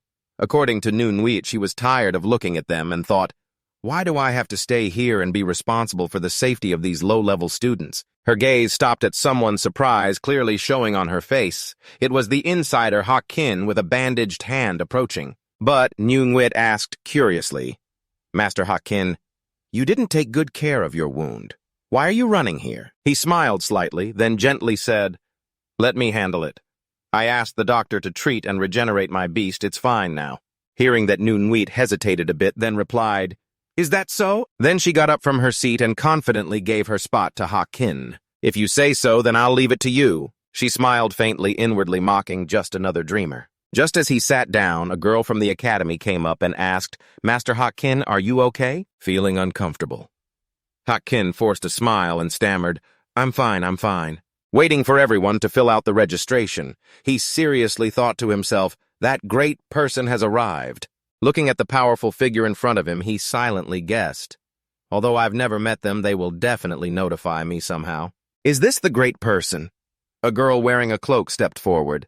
Immediately, Hak-Kin quickly spoke, next person student ID number. Star ranking, fill it out here. The girl gently placed her hand on the pen on the table. A symbol appeared on her hand. The symbol was a snake coiled around 3 equilateral triangles. This was exactly the distinctive emblem of the Black Moon sect. Hak-Kin's eyes stared directly at that emblem. The so-called great person was actually Jia Qi, the beast master of the Black Moon sect. She also cast a snake-like gaze toward him. Hak-Kin was a bit scared by the intense aura and stammered, asking for the next person. After she turned and left, sweat poured down his face in shock, confirming she really saw the shimmering barrier of Yen Nguyen in the distance. Someone couldn't help but exclaim, "Is this the beast once known as the Destroyer of Stars?" Right now, the Tui-Ke sect from the central area of the 9 prisons, even the power of Dung Huang Tuin had to speak up. What a terrifying aura. She gazed intently at the barrier before her, full of admiration, continuing, "Today, we truly face a legend that lives up to its name." Suddenly, a blond man approached from behind and asked, surprising her, "Have you understood this? This man is Elder Kim Nguyen of the Nguthu Nguyen Quang Academy in the northern region." He seriously explained the gravity of the situation. If the fine Nguyen Quang beast enters the barrier, it will create a repelling force. A beast tamer charging in would be nothing less than a wasted death. At this moment, the Lin Nguyen sect from the northern region also arrived. Speaking disdainfully, a low-level fine Nguyen Quang beast dares to try to tame the Tram Tin Yen Nguyen. Vien Nguyen from the northern region added sarcastically, "What a daydream." Hearing those contemptuous words, Tui-Ke glanced at them with a look of disgust. Then she turned around abruptly, smirking smugly. Every word dripping with mockery. "Fine, I get it. I'll order all disciples to return. But I want to stay here." She turned her head slightly to look back and added with disdain, "Let's see which fools don't know their limits and come looking for death." After saying this, Tui-Ke slowly walked away from the spot step by step. Lin Nguyen ground her teeth angrily after those venomous words. This woman is truly detestable. She's scared of dying herself, yet wants to watch others become a laughingstock. Vien Nguyen beside her joined in the criticism. If it weren't for the great power of Dung Huang Tuin, not wanting trouble, she wouldn't be allowed to cause chaos here. Seeing the unfriendly expressions from the two, Kim Nguyen quickly came over, patted their shoulders, and shook his head to remind them to back off. The situation is urgent now. It's time for us to choose who goes in next. He seriously instructed, first, to avoid rejection, all beasts must be tamed by Ngutu Su of the Nguyen Quang system. Second, the intrusion of a supreme beast will immediately cause the Tram, Tin, Yen, and Nguyen to resist its own kind. Hearing this information, both Vien Nguyen and Lin Nguyen looked worried and spoke in unison. Their faces clearly showed panic at this. Kim Nguyen continued to report, "That's right, only beasts below supreme level can enter." Hearing this, Vien Nguyen rubbed her chin and immediately voiced her speculation. Could that be why the Nguyen Vung hasn't appeared? Kim Nguyen nodded in agreement, maybe. But anyway, before he could finish, a pair of slender legs walked up from behind and interrupted. "We've arrived." All 3 turned their cautious eyes to the person who spoke. At this moment, New Nguyen and the students of the Nguthu Nguyen Quang Academy arrived. A concern rose in her heart. "I'm afraid the students will suffer heavy casualties." Then her gaze stopped at where Tui-Ke stood with arms crossed. She happened to glance at her with an unfriendly attitude, but New Nguyen ignored her and turned to address her students. "All right, everyone. We're about to enter the territory of the Tram Tin Yen Nguyen. Next, I'll explain the rules to you all. When it wakes, it will unleash a wild slash that immediately breaks down all substances in the environment. Meanwhile, in the To Long room, he was just receiving that tense information over the phone. Reading the next line, although it possesses consciousness and life, it is completely unable to communicate. On the screen, a message from Huan Nguyen appeared. That year, Emperor Thung Nguyen and the Nguyen Palace returned disappointed. No matter who came, it was useless.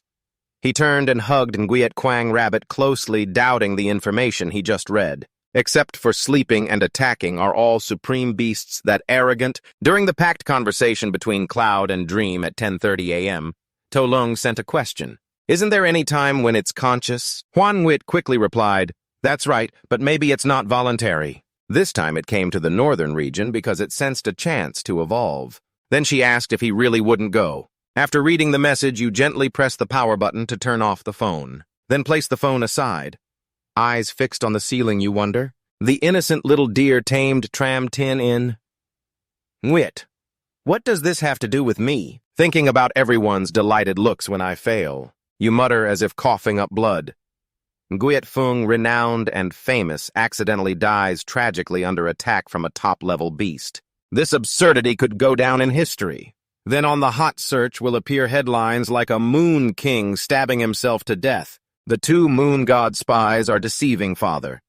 The double moon sect becomes a laughingstock. Lying there dazed, suddenly something flashes through your mind, causing you to pause a moment. Huh. To Lung immediately bolts upright.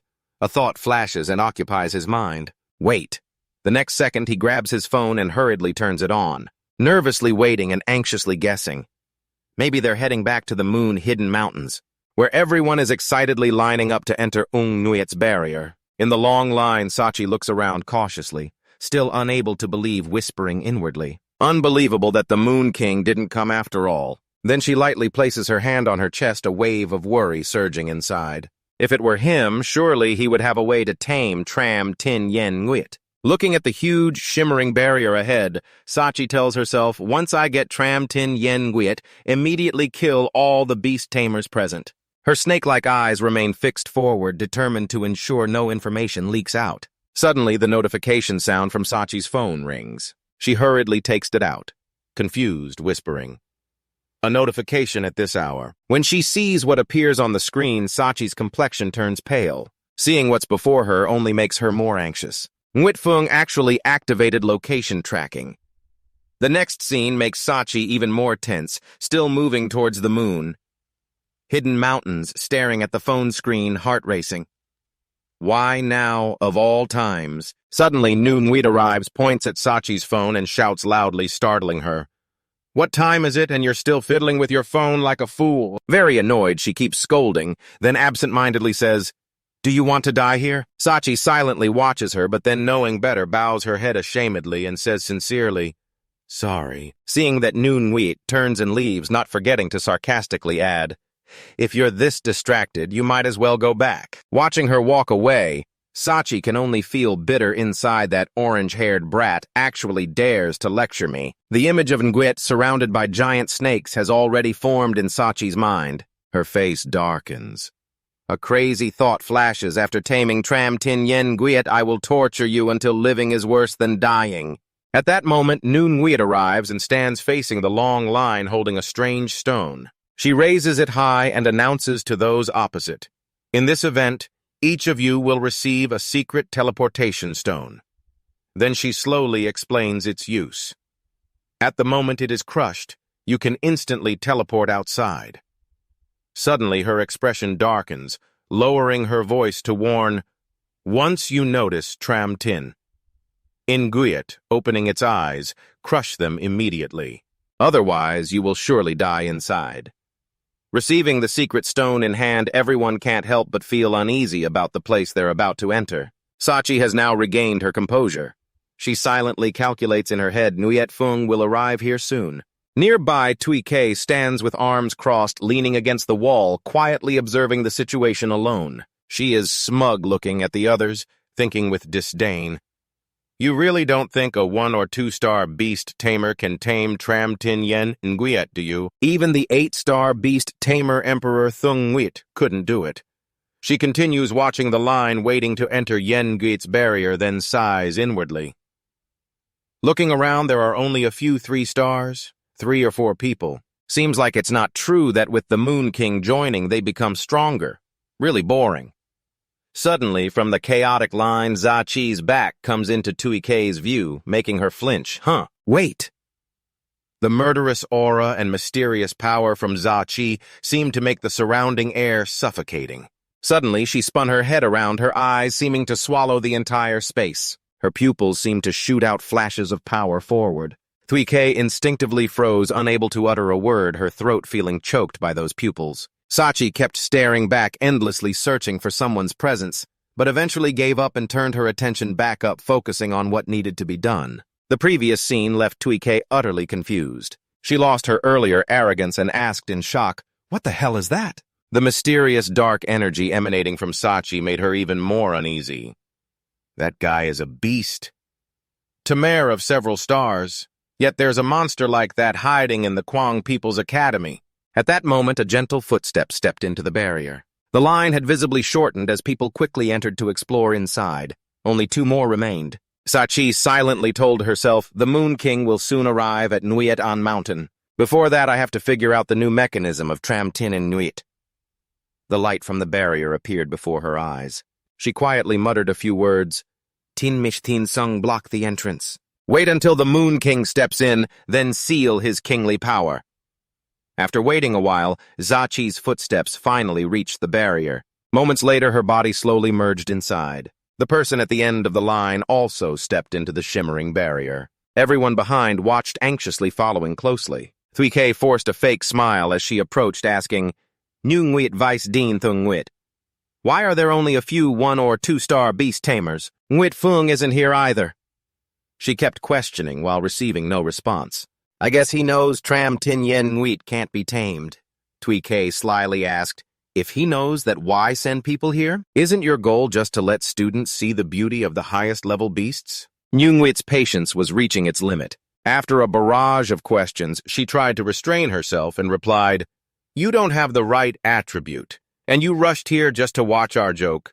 Or do you really think you can tame a supreme beast from a different system? Her counterattack instantly irritated Thuy K, whose face darkened. Both stared intently at each other, neither willing to back down. After observing for a moment, Thuy K secretly wondered, what's going on? She seemed unaware of the situation with the black-haired woman. After a pause, she spoke, Your academy. But her words were cut off as everyone simultaneously turned to look in one direction. Everyone's eyes widened in surprise. In the distance, a familiar butterfly-like cloak fluttered in the wind. The figure's back appeared, stunning everyone. It was none other than Moonlight King To Lung when they saw him. Everyone shared the same question. Why is he here? But Nguyen was the first to speak. Moon King, have you come to tame Tram Tin Yen Nguyen? Immediately after, Vien Nguyen and Lin Nguyen both asked worriedly, but what if the Moon King's power provokes Tram Tin Yen Nguyen? Hearing these pessimistic words, Nguyen proudly looked at them and boasted, Blind fools! If the Moon King has come here, To Lung's figure is still standing tall in the wind. She excitedly affirmed, That means he's confident enough. Even if the king doesn't appear, it's enough to make Tram Tin Yen Nguyen surrender. Meanwhile, To Lung was thinking with some frustration. Actually, it's simple. As long as I touch Tram Tin Yen Nguyen's body, I can unlock the illustration book in Nguyen Tri Thu. He looked at the huge barrier ahead, determined. Then I'll understand how Tram Tin Yen Nguyen works and why it awakened. Maybe I can even tame it. After some thought, To Lung lowered his voice to instruct, You don't need to appear. Follow my orders. Nu Nguyen and Thuy K quickly bowed and replied concisely, Yes. Moments later, To Lung's footsteps began entering the barrier. Suddenly his eyes widened as if he sensed something. At that moment, the moonlight scripture appeared before him. Each page of the book turned like the blowing wind. To Luong's surprise, a new page was opened. On it appeared silent lines of text, Thien Sung Pure Supreme Intelligence, Combat Skill Attack, an extremely rare pure attribute supreme intelligence beast in the world. It has no means of attack and possesses a limited number of combat skills. It must rely on stronger beasts to survive. Fairly only supreme intelligence beasts can initiate attacks on their own. And when a beast tamer enters the silent zone, Thien Sung cannot summon the Emperor Beast. Silent, it can completely hide its existence from stronger beings. Even Emperor-level beasts cannot find it. He was briefly stunned, remembering that he was currently only at a 1-star level. Reflecting on the words, Supreme Intelligence Level, Tu Luong just lifted his foot in front of the barrier and stood still there. Amid the anxiousness of those behind him, after a moment he slowly put his foot down, showing no intention of entering. Seeing his strange action, everyone shared the same thought. What's going on? Why did the Moon King stop immediately after? Tu Luong casually took out his phone to look something up. Once again, his actions made everyone uneasy and unable to look away. But Nguyen couldn't stand it anymore and immediately went to ask, That Lord Moon King? Amid everyone's worry, To Luong suddenly curled his lips into a smile and said with hidden meaning, "How could a little worm from the Black Moon sect infiltrate so easily?" Everyone was startled upon hearing the 3 words Black Moon sect. Immediately after, he continued to stride inside the barrier, instructing as he walked, "From now on, the Twin Moon sect will be responsible for this place. No one is allowed to enter." To Luong's confident smile appeared with a very assuring statement, "I will handle the rest behind the scenes." Everyone immediately held back. The atmosphere was stifling and suffocating. Everyone was confused about the 3 words Black Moon sect. At this moment, Tui K was shocked and awakened. "So that terrifying woman is a beast tamer of the Black Moon sect." In the heavy silence, Lin Nguyen hesitantly voiced her inference. Weren't they already driven out to the northern region by the Twin Moon sect? Could it be they returned because of Trantin in Nguyen? Hearing this, the anxious Vien Nguyen responded, "The Moon King already said it's just a bug. But what about the trainees?" But Nguyen immediately spoke to reassure everyone. "With the teleportation stone, it shouldn't be a big problem." While those behind were guessing, To Luong silently guessed to himself, "The silent Thien Shung is meant for emperors. Could it be the Black Moon sect truly believes they have an emperor?" A flicker of unease flashed in his mind. In other words, after entering, it's very likely I'll have to face not just one supreme intelligence beast. This will be the most dangerous situation I'll face in my life. Thinking this, he tightly closed his eyes, pondering something. In the next few moments, To Luong lightly stepped forward with the thought, "If it were me when I first transmigrated here, I definitely wouldn't have had the courage to enter." His face showed clear determination. The initial hesitation and anxiety had completely vanished. Now inside was filled with confidence, but for now, not yet. Without waiting another second, To Luong immediately stepped inside. His robes fluttered like butterfly wings in the wind. When his body fully merged into the barrier, everyone began to exclaim, "Indeed, Lord Moon King's aura is truly powerful." Only Blackclaw silently observed him from behind. Deep anxiety and unease rose within him. "The Moon King has really entered Sa Chi's seat." Suddenly, Blackclaw stepped forward and said something that startled everyone. "The remnants of the Black Moon sect are within us, so we should enter and help." Immediately after, he raised his hand resolutely, emphasizing each word. "After all, the Moon King is still one of our trainees." The last sentence seemed to make Nguyen hesitate a little. That seemed to be true. Elder Kim Nguyen nodded in agreement. "So what shall we do? Should we go in together to help?"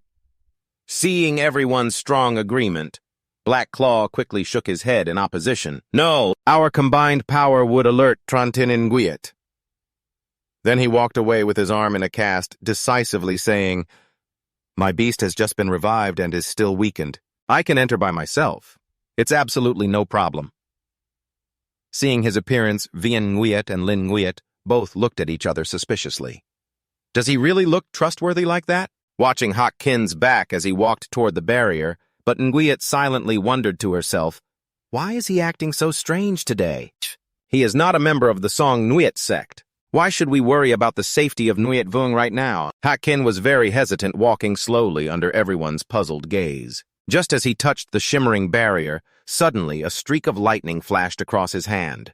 The next second, a force like a meteor appeared from nowhere. It headed straight toward Hak Kin, who quickly jumped up to dodge the attack. The scene behind caused everyone to panic and shout, "What just happened?" Hak Kin fell to the ground, coughing a few times amidst thick smoke, then shouted loudly, "What?" Suddenly, someone's voice made him startle. "You fool, are you imagining things again?" From the thick smoke, a scantily clad woman appeared. She uttered a scornful remark. "Even if your beast is in its golden age, trying to disturb Tram Tin Yen Nguyen is just a dream." At that moment, Hak Kin's gaze stopped at the butterfly symbol on her thigh. Immediately, his face stiffened as he realized she was that Nguyen of the Song Nguyen sect. The 12 Nguyen sisters, 7th-ranked Zachi Twa Master. "Trouble." The that Nguyen woman stepped forward to block the barrier. Annoyed, she asked, "There are more of them. Haven't you heard the orders from the sect leader?"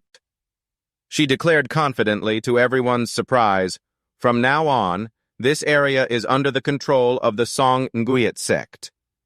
Each word carried an implied threat. "No one is allowed to enter." Hakin glanced at that Nguyen standing with hands on hips before the giant barrier. Then he silently felt relieved. She seemed unaware that Jin Mikthin Su also had no intention of entering. The situation could still be turned around. Meanwhile, inside the barrier, Tram Tin Yen Nguyet Sachi silently walked among the ruins. She was a bit worried, glancing around before thinking, "It's been 17 minutes, and still no sign of Tram Tin Yen Nguyet." The desolate and lonely scene made Sachi conclude silently, "Those who entered together are nowhere to be found." Suddenly she sneered with a sly smile and thought, low-level beasts within the basic tree tone rank can't escape. Watching the female students panic at the surroundings, Sachi grew more intrigued. These kids were all scared, crushing teleportation stones to run away. After some thought, she decided to move forward, feeling relieved inside. Good, this way no one will bother me. At that moment, behind Sachi, violent breath appeared as if about to engulf the space. She quickly sensed that aura. Immediately, she turned around with joy. The dark aura spread throughout the space. Sachi instantly recognized it as the breath of a very powerful beast. Without waiting another second, she rushed like the wind toward the direction of the breath. Dispelling the stifling aura around, she eagerly rushed forward, hoping to witness what appeared before her eyes. Upon arrival, Sachi widened her eyes inwardly, delighted that her intuition was correct. Sure enough, she saw the magnificent blade of Tram Tin Nguyet swirling in the wind. She finally relaxed. "I finally found you, Tram Tin Nguyet." Its body stood proudly in midair. Its feet were firmly planted on the ground below. That majestic look made Sachi admire, truly worthy of being the tree tone of all weapons. Its brilliance is unmatched. A smile began forming on her lips. She dared not take her eyes off that precious weapon, fully satisfied. She thought, it was worth it for me to preserve the purity of its attribute, so even Jin Mikthin Su refused to sign a contract. Thinking that, Sachi slowly stepped toward Yen Nguyet. At the same time, she commanded, "Follow me, I know what you want," as if she understood it down to every cell. She kept saying, "You have rejected Thung Nguyet, the great emperor and the holy maiden of the Nguyet god palace, because they were born as emperors. You are a proud and arrogant weapon. You cannot accept feeling unvalued." Sachi placed her hand on her chest. She sincerely said, "Although I am not as good as them, I am still a 6-star beast Tamer." She reached out and touched Yen Nguyet. She boldly declared, "I absolutely will not treat you badly." The excitement in Sachi kept rising, still shouting loudly, "Tram Tin Yen Nguyet, become my missing piece." Her outstretched hand was only a short distance from Inuit. Suddenly a fierce light burst out like an invisible force, preventing Sachi from touching her. Seeing the scene before her, she was shocked and shouted, "What?" Dick. Around Nguyet appeared a massive pressure field that made it impossible for Sachi to approach her. Stammering, she asked, "How can this be?" Then she looked at Yen Nguyet in confusion. Fearful, she thought, "Am I being rejected?" Sachi stood there, tearing at her hair, grinding her teeth, and shouted, "Could the judgment of Tansun be wrong?" She kept yelling wildly, ignoring the growing power around Yen Nguyet that was impossible to resist. He himself said, "I am the most suitable person to tame Tram Tin Yen Nguyet." So, where did the problem occur? Suddenly, someone came from behind and called out loudly, "Hey, woman of the Nguyet Kwang Academy!" A group of people participating in this race appeared. In the middle was Han Ka, angrily shouting, "You are the one who defeated over 20 disciples of Lin Nguyet sect. We will avenge our fellow disciples." Not long before, he had witnessed his junior brothers lying scattered on the ground. Shocked, he called out to his junior brothers from afar. When he reached one and hugged him, he anxiously asked, "How did this happen? What happened?" The other gasped out each word, "We were attacked." The dying man struggled to say, "By a woman from the Beast Tamer Academy with black hair and snake-like eyes." Back in reality, Sachi's face darkened as she endured the fury of those opposite her. "Everyone defeat this woman first, then capture Tram Tin Nguyet." Suddenly, she put her hand over her face. Her lips curled into a sinister smile. The group from Lin Nguyet sect hesitated a bit at Han Ka and took a few steps back. Facing that cunning look, she stammered, "What are you smiling at?" Suddenly, Jia Qi laughed maniacally, uttering venomous words that were already troublesome enough. "There's still a bunch of brats who don't know right from wrong running over looking for trouble. She glared with a snake-like eye in contempt, saying that just relying on you all, you still want to meddle in Tran Tin Yen Nguyen. Moments later, the expression on Chachi's face twisted. A cruel look surfaced beneath her muttering, appearing, "Come out, my children." In an instant, 3 fierce forces emerged behind her. Crescent-shaped slashes appeared as if wanting to tear apart the void. The next moment, the 3 pets appeared one after another, the giant Crescent Fang King and the white silhouette of Thunder Spirit. Around Thunder Spirit's body, brilliant electric sparks appeared. Seeing their ferocity, Han Ka, who was boastful just moments ago, now screamed in terror. They're all high-level summons appearing at once. Is that a level that students can achieve? The pets looked so powerful, as if they could devour space itself, making him even more shocked. Moreover, this terrifying aura seemed to have endured countless brutal battles. Beneath those pets stood Jia Qi with a majestic and proud posture. After showing everyone her terrifying power, she slightly curled her lips and said, "Don't just stare at me. You all must have high-level summons too, right? Hurry up and call them out." While signaling her spirits to unleash their energy to attack her, she shouted loudly, "Die, all of you!" Time passed quickly. A streak of blood ran down Jia Qi's cold face. Above, the Fang King was biting down hard on a pet with sharp teeth. Fresh blood slowly dripped down, rolling over Jia Qi's face. Then, with a pleading look, she turned and spoke to Yen Nguyen. "Yen Nguyen, have you seen it?" Behind her was a chaotic scene of countless creatures dying miserably under the power and violence of those 3 pets. Jia Qi continued, boasting arrogantly, "Now have you realized my strength?" After those sincere words, Yen Nguyen remained unmoved. No movement or reply at all. With the wind howling again, Jia Qi frowned in frustration. She clenched her trembling fists and muttered, "Damn it!" Suddenly, a voice rang out, startling Jia Qi. The remnant of the Black Moon sect, the voice came from Tu Luong. He sneered, "Seeing your impatient look, even I can't help but want to laugh a little." She slowly turned her head, her voice trembling slightly. "You're here." All of Jia Qi's pets focused their attention on me, Tu Luong said as she continued. Yen Vuong tried to keep calm, slowly asking one question after another. "You're a 1-star beast tamer alone. Why didn't you bring bodyguards?" The warning echoed in my ears. "You don't really think that having an emperor means you have everything, do you?" Outside, Tu Luong tried to appear calm, but inside he was thinking, "These idiots really think they have an emperor." But that suddenly reassured him. No wonder they used Tin Mich Tien Shung.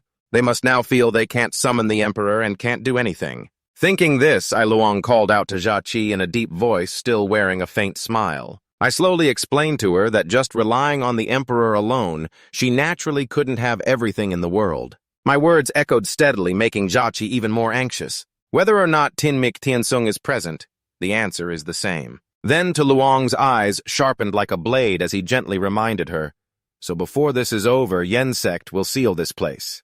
You'd better crush the secret stone and run."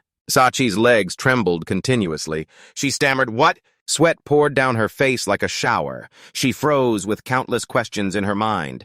Tin Mich Tien Shung was exposed that quickly. At that moment, Tu Luong slipped past Jia Qi while she was still confused. So he knew the emperor was sealed and deliberately came here alone. A hesitation flashed through Jia Qi's mind. Should I run or attack? While she was still hesitating, Tu Luong was already approaching Yen Nguyen. In his heart, he silently prayed, "Please just stand still like this obediently so I can touch Tran Tin Yen Nguyen." Not long after, Yen Nguyen appeared before To Lung, casting an admiring gaze at him. He murmured softly, "This is the continuation of the words." When his eyes landed on the blade of the beast that had once sliced off stars without waiting another second, To Lung reached out to touch Yen Nguyen's body. But the action suddenly froze. A furious voice came from behind. "Don't even think about touching Tram Tin Yen Nguyen." The 3 pet beasts of Jia Qi simultaneously unleashed their power and charged forward. Below was her proud stance, fiercely pointing and shouting, "Nguyen Chi Vung." At that moment, they all charged at To Lung, while the roar of Kin Vung Loi Lin echoed as he clasped his hands tightly together. A fierce bolt of lightning gradually gathered. Then he spread both arms wide, creating a curved slash of lightning. In an instant, the crescent moon slashed the lightning bolt from Loi Lin and the strike from Kin Vung, all rushed simultaneously toward To Lung. Just then, a shimmering circle appeared at his feet. Waves of water rippled over him, and in a flash, a shield from Ho Trung Nguyet rose around him, neutralizing all attacks. Seeing the scene, Jia Qi gasped, "What? How is this possible? Tolung stood unmoved inside the shield, making her even more doubtful. Neither the thunder nor the slash caused any movement. Looking at Tolung's icy-cold expression, Sa-Chi couldn't keep calm. Her inner self screamed fiercely. He hadn't even summoned a beast yet. From another angle, as the shield gradually faded, Tolung panted heavily, muttering to himself. That scared me to death. It looked terrifying, but turned out to be just a bluff. Then he silently thanked it. Although he couldn't fight back, Ho Trung Nguyet's ability to intimidate was incredible. At that moment, Sa-Chi's body suddenly trembled. She gritted her teeth and shouted Nguet Chi Vung. Mysterious blue-green patches appeared over her head. Next came the crescent moon slash. She spread her arms wide and said loudly, "No need to act arrogant anymore." Tolung's gaze shifted towards Sa-Chi. Her hands trembled wildly as she asserted, "You are not a king." The next second, she clapped her palms together. Along with a confident remark, "It's just a show of power." Sa-Chi gritted her teeth, a streak of blood running down her trembling face. At that moment, a formation of killing intent flared fiercely at her feet with deadly magical rays. She clasped her hands and raised them high. Her face darkened as she muttered, "Appear, great moon demon king." Moments later, an explosion appeared in the sky with something sweeping out from the center. A number of students below were simultaneously startled. After the shock, Tolung also gasped, looking ahead with undeniable astonishment on his face. Anxiety suddenly surged in his heart when he realized Tin Mich Thien Sung's silent combat skill had concealed his true breath.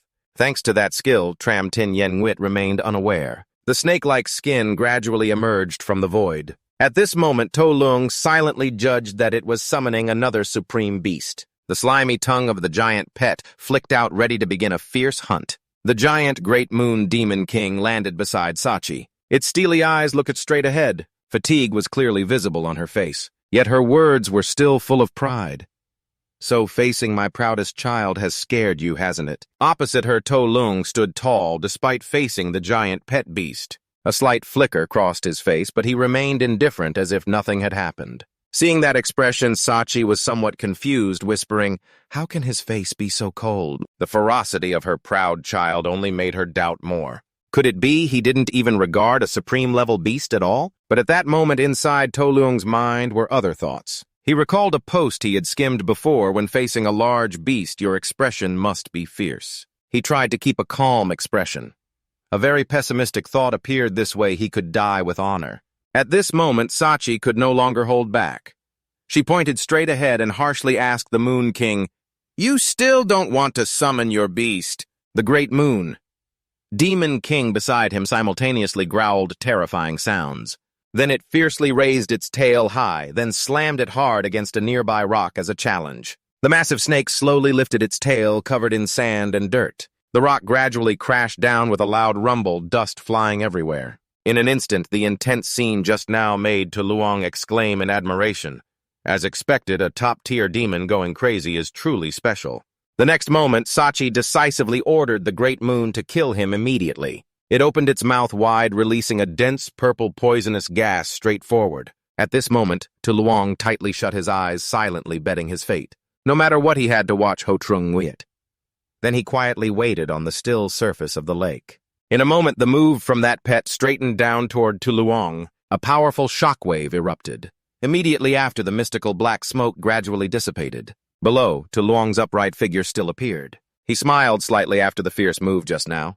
Inside, he felt so relieved he could cry, thanking heaven and earth. Afterwards, he seriously concluded the Moonlight Beast could only perform at half power during the day. This time, it couldn't even inflict 30% damage. Looking at Toluang with utmost satisfaction, he smiled faintly with joy. "If you want to break Ho Trung Nguyet's shield, you'll have to try harder, but I guess it won't take much effort." At that moment, Sa-Chi sat down on the ground in a miserable defeat. Her eyes became stunned, her voice trembling. How could this be the legendary moon god beast? To increase her fear, Toluang spoke in a deep voice. "The remnants of the Black Moon sect don't need to rush. After dealing with Tran Tin in Nguyet, it will be your turn." Saying that, he immediately turned and left, ignoring Sa-Chi, who was still dazed behind. When Toluang's back was far from Sa-Chi, she suddenly realized the Moon King had always ignored her to avoid disturbing Tran Tin Yen Nguyet.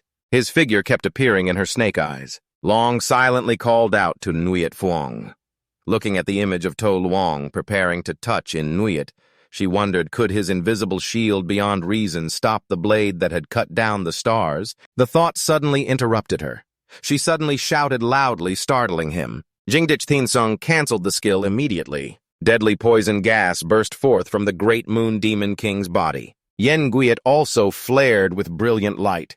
Streams of jade-green energy wrapped around its body. Seeing the dazzling light before him, To Luong anxiously exclaimed, "It's over." He worried silently, canceling the supreme breath shield will give him away. 1 second later, a hand appeared on Nguyen's body, gripping tightly the leg that had already been lifted off the ground. Its awakened form appeared as a young woman with flowing green hair. Raising Nguyen high, her eyes gradually opened.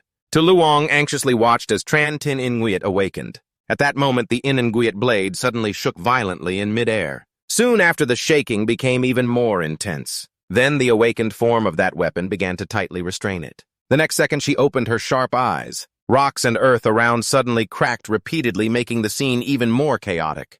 The shock made the students anxiously ask each other what was happening. As soon as someone announced that Trentin Nguyen had awakened, everyone ran away quickly. All the students hurried outside. At this time, Nguyen's power burst out fiercely. To Luong also promptly used his shield for protection. He gritted his teeth and looked forward with worry, thinking silently that the great Moon Demon King only dealt less than 30% damage. The remaining shield of Ho Trung Nguyen should be able to block it right. Suddenly, something crossed his mind sharply, making him freeze. Right now, inside the pet space on the surface of the Moon Lake, violent ripples are surging. It is holding To Luong from behind. Seeing that fearful expression, he thought in astonishment, no way. The chance to block it is less than 1%. He couldn't believe this truth. To Luong asked in shock, "What, is there really such a huge gap between the levels of divine lords?" Then he hurriedly glanced back, silently searching for how the Hope Ray woman Zachi sitting there could protect herself. The scene of the great Moon Demon King curling up to protect Zachi inside left To Luong speechless. While he was still dazed, Yen Guiet raised her sword straight up. To Luong's mood plummeted rapidly. He pessimistically thought if there was still no way to stop it. Her cloak fluttered violently in the gusts of wind. His thoughts suddenly halted. Immediately after, To Luong quietly opened his mouth and fearfully exclaimed, "Step on the moon divider to save life." A few minutes earlier, outside the barrier, a voice full of hatred echoed, "Elder, do you hear? Everyone says a person, a woman from the Moonlight Academy beast taming attacked us." It was Han Ka shouting non-stop in anger. How could someone from the Moonlight Academy beast taming do such a thing? Lin Nguyen, hearing this, sighed in resignation and explained, "You all calm down. That's not someone from the Beast Taming Academy, but a high-level cultist of the Black Moon sect." She sighed wearily, secretly relieved. So normally the Academy's encounter with a high-level cultist means surviving is already lucky. Thinking that, she turned to look at that Nguyen who had been silent all this time. Seeing her expression as if nothing happened, Lin Nguyen quietly wondered, why is that woman so calm? That Nguyen's cold expression made her even more puzzled. Doesn't she worry about the Moon King's safety? Suddenly her expression changed.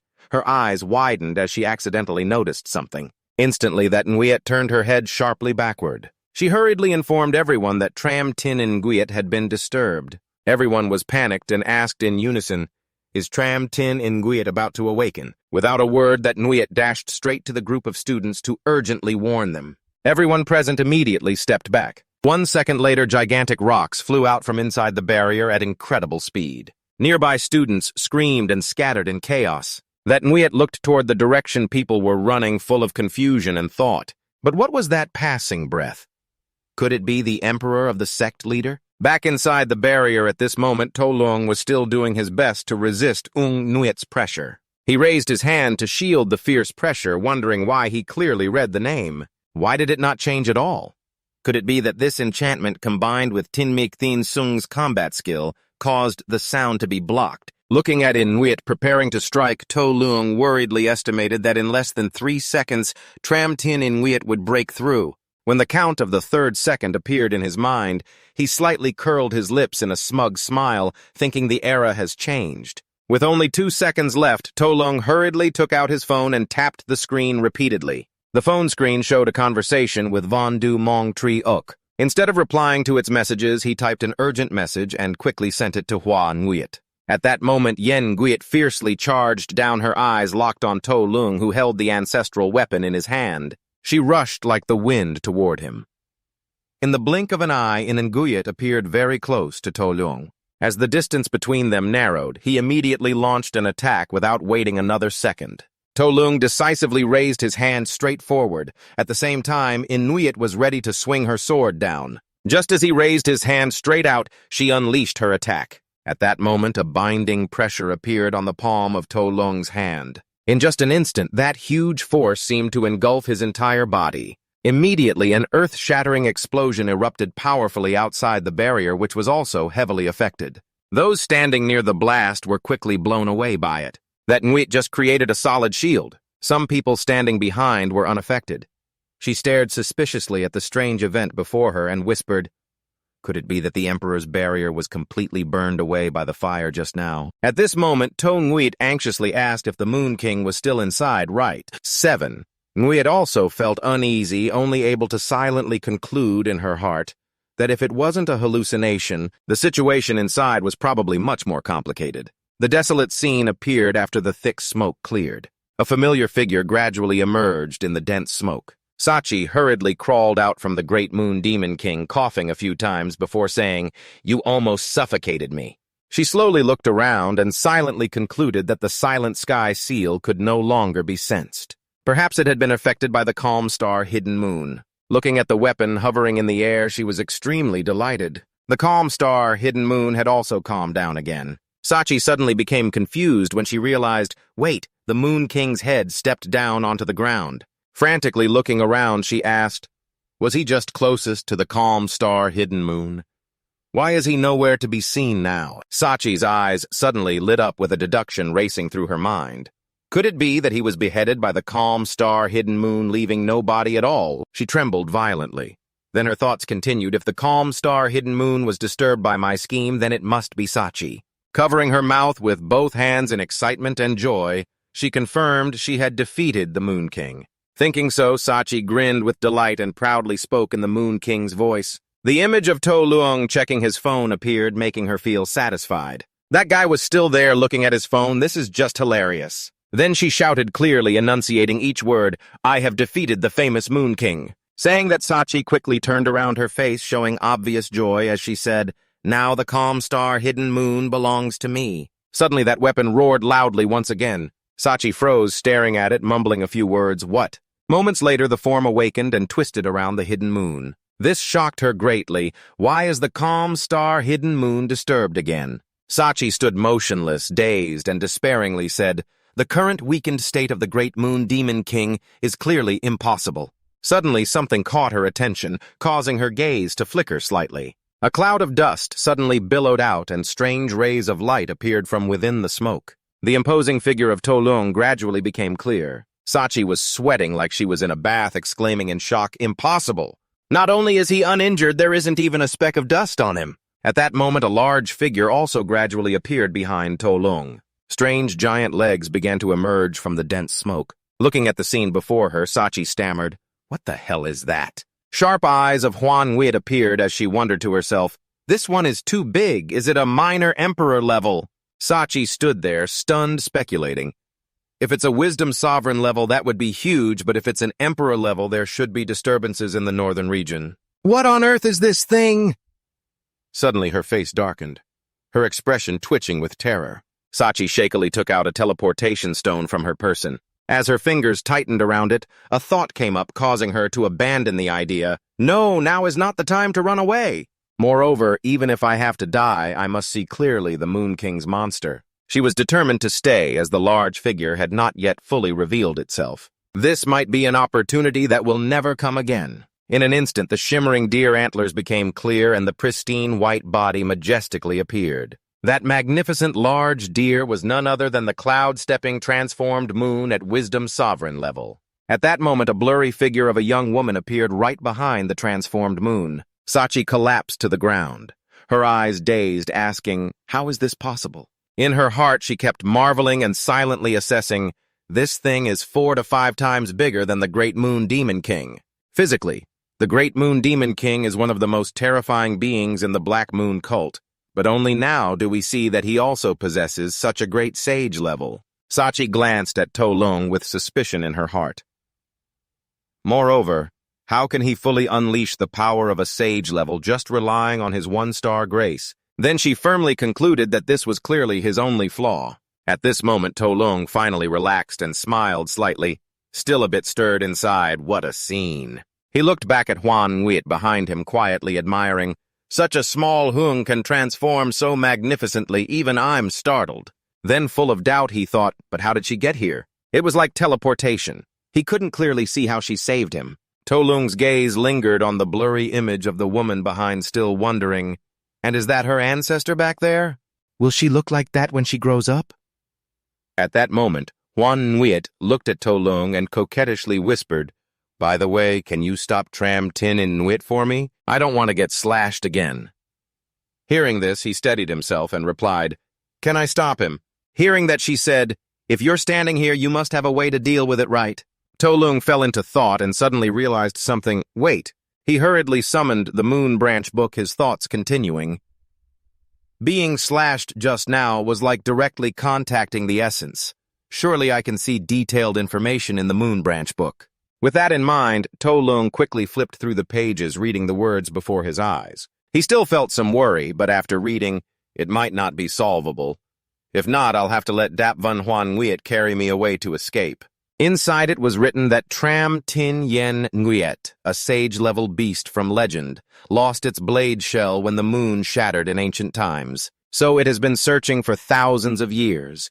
During this time, it repeatedly fell asleep and woke up unable to return to the blade shell. It refuses to interact with any creature. The last lines provide additional information. The old blade shell of Tram Tin Yen Nguyet, the upper profound moon. Bone flower sage-level moonlight remains locked. After reading these lines, To Lung pondered deeply. So there is still a sage-level blade shell. If I knew about the blade shell news, it probably wouldn't be hard to negotiate with Tram Tin Yen Nguyet, right? His eyes suddenly brightened when he saw, but even the oldest moon god palace has no solution. To Lung stared intently at Yen Nguyet, awakening his train of thought, approaching a conclusion. Does that mean Tram Tin Yen Nguyet's era predates the moon god palace? At that moment, Yen Nguyet began to arch her body backward. At the same moment, To Lung suddenly understood and said, maybe even the upper profound bone flower's host doesn't know its origin. In Nguyet's eyes blazed, signaling she was about to unleash an attack. Her bare figure, a surge of power gradually gathering in the air. Sachi fled in fear, shouting, Tiu! Then she was about to awaken. She ran straight to her beast and hurriedly commanded, Great Moon Demon King, protect me quickly. As Sachi muttered, the Great Moon Demon King has entered the bloodthirsty phase. It immediately growled fiercely. At this moment, Yen Nguyet suddenly glanced at Huan Nguyet, who wasn't backing down either, and shot him a sharp look, asking, What are you staring at? Seconds later, the two glared at each other with hatred, their energies clashing fiercely with neither yielding. Just then, To Lung's footsteps hurried forward. He ran straight to where Nguyet was about to strike. Sachi, preparing to hide, puzzled, asked, What is the Moon King trying to do? He took a few more steps just as she exclaimed in shock, He has left the Supreme's protective area. At this moment, To Lung smiled slowly, uttering each word, Tram Tin In Nguyet, submit to me. Massive, oppressive forces continuously erupted, forming a protective field around him. Instantly, To Lung stretched his hand straight forward, his sharp gaze following just moments from touching the radiant, mysterious energy glowing above. At that moment, Nguyet was suddenly disturbed, frowning and restless. The mysterious energy grew larger, signaling a terrifying wave of destruction was about to strike. Even so, To Lung remained calm, speaking each word clearly, Shell Blade Supreme, Mid-Moon Bone Harmony. Those words flashed like lightning, leaving Nguyet momentarily stunned. At that moment, his voice continued steadily. Tram Tin In Nguyet, you're looking for her, right? She gave a sparkling look toward To Lung, surprise clearly showing on her face. Below, he still held that imposing demeanor and continued. I swear by the reputation of the moon god's shadow, within 3 years the shell blade will be brought before you. Without hesitation, he immediately set a condition. In return, you must fulfill one request of mine. As To Lung finished speaking, Nguyet fell into deep thought. silent for a moment, then slowly lowered her heavy eyelids and shut her eyes tightly, her body gradually dissolving into the void. In an instant, Inwiet's body became a faint, shimmering silhouette floating in mid-air, and To Lung's hand stretched right into that massive energy source. Behind Sachi's eyes widened in astonishment and confusion as she exclaimed, "It passed through! Could it be that—" Just then, swirling ripples rose from beneath him, the clear blue water swirling up like a soft thread wrapping around Nguyen, hovering in the air while To Lung below kept his eyes fixed on every movement. Moments later, Nguyen transformed into a blue energy stream merging with the water as the mixture flew together, converging in front of To Lung's chest. Only then did Zachi's speculation reach its conclusion. Tramtin Nguyen has accepted the Moon King's bond. Nearby, Hoan Nguyen looked at him in amazement, its eyes suddenly sparkling, fixated on the miracle before them. The two energy streams merged into one, swirling around To Lung's body, prompting Hoan Nguyen to exclaim, "This time the outside world is surely going to be shaken." In an instant he had fully mastered that wild weapon, and looked up at the sky filled with satisfaction. At this moment, Sachi felt as if struck by hundreds of lightning bolts to the face, standing dazed, her mind filled with doubt. This can't be! Clearly, tens of thousands of Beastmasters had failed, because Tramtin Nguyen possesses an indestructible nature, but once bonded by a contract with someone, it can be destroyed by the death of the contract maker. So, for Tramtin Nguyen to agree to bond, it must be someone she believes will never be defeated. To Lung's face appeared in Zachi's mind, and she was amazed to confirm this was indeed the Moon King. After a jumble of thoughts, Zachi stood up dazed, muttering, "So you can only truly understand by seeing it with your own eyes." Suddenly her eyes shone with determination as she decided, "If that's the case, I'll use my death to send a message to the Black Moon sect." Immediately after, Sachi shouted fiercely, "Great Moon Demon King!" At her call, the spiky pet beast charged fiercely toward its master. From afar, To Lung quickly noticed something was wrong. He glanced toward Sachi with a cold look and said, "This woman has seen too much, though I don't usually silence witnesses." Hoan Nguyen seemed to understand, stomping heavily on the ground, then spitting out a dazzling beam of energy forward, the intense light aimed straight at the Great Moon Demon King. Just a second later, the giant serpent vanished into the void. The lightning-fast strike successfully blasted the Great Moon Demon King away, leaving a devastated scene with mountains flattened before their eyes. To Lung exclaimed in shock and disbelief, "This!" Internally worried, he thought, "Have I been feeding her too carelessly before?" On the ravaged ground, drops of someone's blood slowly plopped down. The one bleeding miserably was Sachi. At that moment, she silently pieced everything together. Moon God, Palace, Moonlight Pavilion, White Deer, Moon King. So that's how it is. Looking at the large figure of Hoan Nguyen, she became more certain. This isn't an innate supreme intellect. Sachi twisted her face as her reasoning continued. This is the descendant of an emperor. Her eyes fixed on Hoan Nguyen's silhouette, confused and thinking further that her ancestor was... Her chain of thought abruptly stopped. Cautiously, Sachi took a teleportation stone and reassured herself silently. "I can't die. This information is even more important than Tramtin Nguyen's. Everyone must know." Her face was full of determination and hatred. First, she planned to divert their attention, then escape later. Thinking this, Sachi silently ordered her 3 remaining pets to charge forward. Then she turned around, tightly gripping the teleportation stone in her hand, silently promising, "This area hasn't been fully sealed off yet. Just stay away from Nguyen Vuong and you will have a chance." But suddenly a streak of light flashed by, stealing away Sachi's last hope of survival. She stared blankly at her empty hands, unable to say a word. Across from her, Hoan Nguyen also gaped in shock at the recent scene. To Luong's tiny butterfly held the stone tightly in its hand. Hoan Nguyen was surprised to see it was a low-level stealth light butterfly. Very quickly, the stealth light butterfly teleported the stone back to Luong's hand. In front of him was still Sachi's stunned expression. He smirked proudly and explained, "In the battlefield of the Supreme Ones, naturally, no one pays attention to a low-level stealth light butterfly. What do you say, isn't that right?" Hearing this, she was as if struck dumb. Her body was unable to move in midair. Then she spoke calmly, as if no longer caring about survival, though it was probably too late. But in the end, I understand why you are called the Moon Transformation King. Without waiting any longer, inhaling the cold, swirling air, Sachi's body vanished, her face blurred with the smile on her lips silently saying goodbye. Nguyen Phuong, I am honored to have fought alongside you. She kept that smile. Only life was fading away.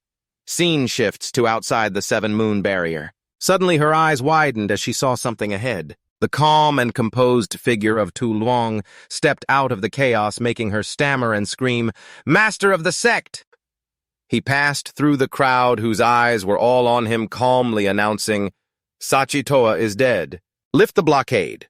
Then he slowly spoke two words that piqued everyone's curiosity. Tu Luong raised his crescent moon eyes and deliberately emphasized, "From now on, the Tram Tin Yen Nguyet will be under my protection." The news that Nguyet Vuong had subdued the Tram Tin Yen Nguyet shocked all the Nguyet Quang forces. Just then, at Thuong Nguyet Holy Sect, a place under the southern region, a silhouette of a young woman bathing appeared, her long hair shining. Behind her, a female servant hurriedly ran over to report, "Great Emperor Thuong Nguyet, something's wrong. The Tram Tin Yen Nguyet has been subdued by Nguyet Vuong." She scooped some water from the pond and replied calmly, "No need to panic. I already knew." Then Thuong Nguyet stood up, still calm and composed, explaining, "Nguyet Phuong is the beloved of Nguyet Quang and the holder of the Nguyet Chi Tu. This is only natural." The servant was still dissatisfied, raising her voice fiercely, "But your majesty as well. You were born as a 4-star beast tamer. Moreover, you have a demon beast of emperor level and possess eyes that can see through all the Nguyet Quang in the world." Hearing this, Thuong Nguyet smirked slyly and replied, "Exactly. I'm also very curious whom Nguyet Quang will ultimately favor more." Then she decisively ordered, "Prepare the moon god ceremony. Let all the sect's qualification inspectors abandon their previous words." Like a thunderbolt, her servant froze speechless. At the same time, at the northern edge of the central area, somewhere on the coast, a figure cloaked in black from head to toe stood gazing into the distance. Behind him, a woman announced, "Great Saint Sun, those two are heading to Holy Mountain." Immediately she asked, "Lin Chi, do you think this time I will still lose to Nguyet Vuong?" Quickly, Lin Chi confidently replied, "Even if I am the only one among the top disciples, I have never doubted that. You will definitely defeat Nguyet Vuong and restore the glory of the Black Moon sect on the seas." Suddenly, water whirlpools and mysterious lights appeared from within the vortex. A voice echoed, "Black Moon, Holy Mountain, I hope your plan won't disappoint us." Tin Min Nguyet, one of the 9 prisons, appeared and affirmed, "If we die in battle, our sect will willingly submit to Nguyet Vuong." Beside her was Duong Huang Tu Yen, also from the 9 prisons. She agreed, adding, "No one can oppose the gods. You should understand that." Hearing this, Holy Mountain replied firmly, "Rest assured, the plan will definitely succeed." Then he turned and walked inside.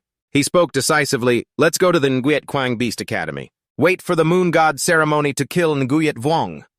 Scene shifts to the main hall of Nguyet Luong Quan Tin Kong. At this moment, someone shouted in panic, "The moon god ceremony is really about to start." The words just now were from Huan Nguyet. At this moment, he still couldn't help but exclaim loudly, "Only when the moon is at its brightest does the moon god descend to guide us." The final moon god ceremony was over 1,000 years ago. Tolong sighed and put his hand to his face, then replied, "I know. The headmaster of the Beast Tamer Academy has contacted me long ago." At that moment, a multicolored Rubik's Cube appeared, speaking to the boy. "After the moon god ceremony begins, all Moonlight Beast Tamers selected will become sacrifices competing for the title of the last Moon King. The reward for victory will make the growth of a Beast Tamer incredibly formidable. It even seems to herald the return of the Emperor's War. The Moon God ceremony will only end when someone ascends the throne or others abdicate. Therefore, this Moon God ceremony will not end until you defeat the great Moon Emperor Thung Nguyet after 3 years. Hearing this, Tolung just stiffened his face in resignation. He opened his phone to show Huan Nguyen reading the lines there with frustration. Not only that, the sacrifices can also be tracked relative to each other. So, at the request of the headmaster, I must help her protect the two students who are the sacrifices. Like a bolt from the blue, he was stunned inside. Why do I have to fulfill the promise of my predecessor? How many people did the previous incarnation deceive in the name of the moon god? Suddenly, Huan Nguyen calmly said something that made him freeze. You don't need to worry so much. Isn't there a reward for the battle? Maybe after 3 years, the great moon emperor Thung Nguyen still won't be able to hold a candle to you. As it said that there was also an extremely rare chance to obtain the missing pages of the Moon Branch book. He seemed to suddenly awaken to something. Seeing To Lung's surprised expression, Huan Nguyen slowly explained, You don't know. It said that the owner of the missing pages of the Moon Branch book can break the contract limits and sign with dozens of beasts. Hearing this, he was even more astonished, thinking deeply, If I get the remaining pages, I could sign so many. Then I would have the right to... Then he returned to a confused, anxious expression, wondering how others could have the missing pages of the Moon Branch book when he has it. Seeing To Lung sitting there stroking his chin, Huan Nguyen pushed him forward with his head and demanded, Hey, stop thinking! Tell the breeder to let me move freely. It clasped its hands with a pitiful and hopeful expression as it said to To Lung, If I can go outside to admire the moon, can I conveniently help you with those two little pups? Hearing the reply, Huan Nguyen curiously glanced at him, realizing that To Lung had accidentally been slammed against the wall by it just now. He quickly stepped out of the room, rubbing his butt while opening his phone to search for something, muttering constantly. A level supreme intellect suction almost pierced my kidney. The article 100 Ways to Cook Deer Meat had been shared by To Lung in the chat between him and Huan Nguyen. It could only ruefully send back an ellipsis. Suddenly, a notification popped up on the screen, and To Lung was very surprised, asking, Have the materials of those two students arrived already? Inside, an image of a cat-eared girl appeared with the following information. Bok Duyet Ni, 16 years old, from the Boktan clan in the west, daughter of the Lai Emperor between human and tiger, possessing supreme intellect, but inexplicably in a deep sleep, suspected due to her too low level to appear. After reading the words on the phone, he stroked his chin and exclaimed, At first I thought she was a cat girl, but it turns out she's a tiger. On the screen, a blue-haired girl appeared. Next to her were lines similar to before. Beach Dao, 16 years old, from the most prosperous human kingdom in the Northern Territory, the fourth princess of the Beach Nguyen Empire. Since childhood, she has had achievements summoning supreme beasts to fight enemies. After learning the information of those two, To Lung sadly swiped his phone and said, The princess and the emperor's daughter really are two troublesome people. Send it off first and then figure it out. Very quickly, the information of those two was shared with Huan Nguyen. It was very excited and immediately replied, The one on the bed seems very interesting. Give it to me. Switching scenes to the academy night was falling, and Duyet Ni's sleepy face appeared as she swung gently with Tokan. She began to sigh. Tram Tin In Nuit was just like that conquered by the Moon King me. I never even dreamed of it. Tokan suddenly stood up excitedly and said, All right, let's hurry to the teaching area. Aren't there some important announcements to be made afterward? So the two girls strode together toward the teaching area. Huan Nguyen's antlers had been peeking out from behind for who knows how long. He silently concluded that must be the mixed-blood girl from the Bok Tun clan. He kept his eyes on Duyet Ni's back, muttering, The scent's quite memorable, but the head's not that smart. A raindrop fell on Huan Nguyen's nose. He looked at it and said, It's about to rain. Then he slowly walked back, thinking, Better to return first. My power drops significantly on rainy days. Better be on guard in case something happens. But within a second, he stopped, his eyes serious as he sensed something unusual. Suddenly, a fierce whirlpool appeared out of nowhere and exploded violently, water swirling upward as if wrapping the sky. Immediately after, the water tyrant sovereign appeared in front of Duyet Ni and Tokan. He placed his hand on his chest and exclaimed, Found one of the 5 sovereign targets. Then the tyrant opened his mouth wide like a black hole and growled terrifyingly, My child, I give you 10 seconds to summon all your beasts. I have no interest in killing a beast Tamer's true form with a sneak attack. Below, Duyet Ni and Tokan gripped each other's hands tightly. Their eyes filled with fear as they saw the mark on his shoulder. Huan Wit from afar couldn't help but feel uneasy, thinking, 7 stars. This is a 7-star beast tamer's monster. Fear showed clearly on Huan Nuit's face when he realized it was a 7-star beast tamer. That proved he possessed a sovereign title. Scene shifts to the road leading to the academy's main gate where a few figures are walking. A voice said, "It's raining, the servants walk in the rain." Princess Beach Dao walked in the middle under an umbrella.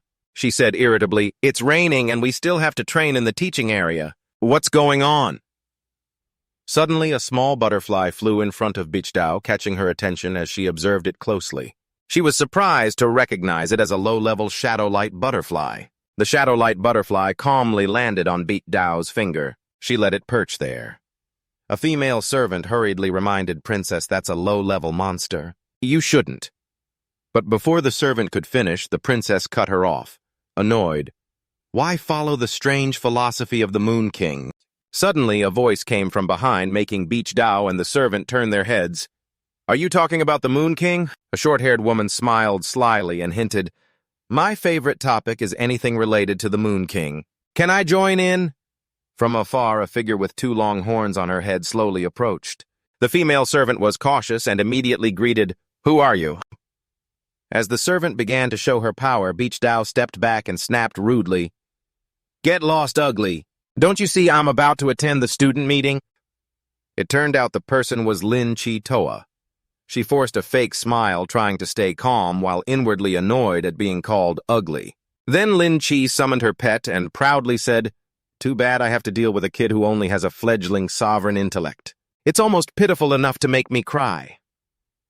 All the female servants gasped in shock as they recognized it was a sovereign intellect shadow antelope eye. Big Jiao behind couldn't keep calm either when she thought of the 3 words Black Moon Sect. Scene shifts to the teaching square of the Beast Taming Academy, now crowded with many students all looking disheartened under the rain in the middle of the square. Nyungwit glanced over the people below, feeling uneasy inside that both Duyet Ni and Big Jiao hadn't arrived yet, giving her a bad feeling. Then she cleared her throat a few times to regain her voice and began announcing, "Dear students, according to the plan, please listen carefully to my next words.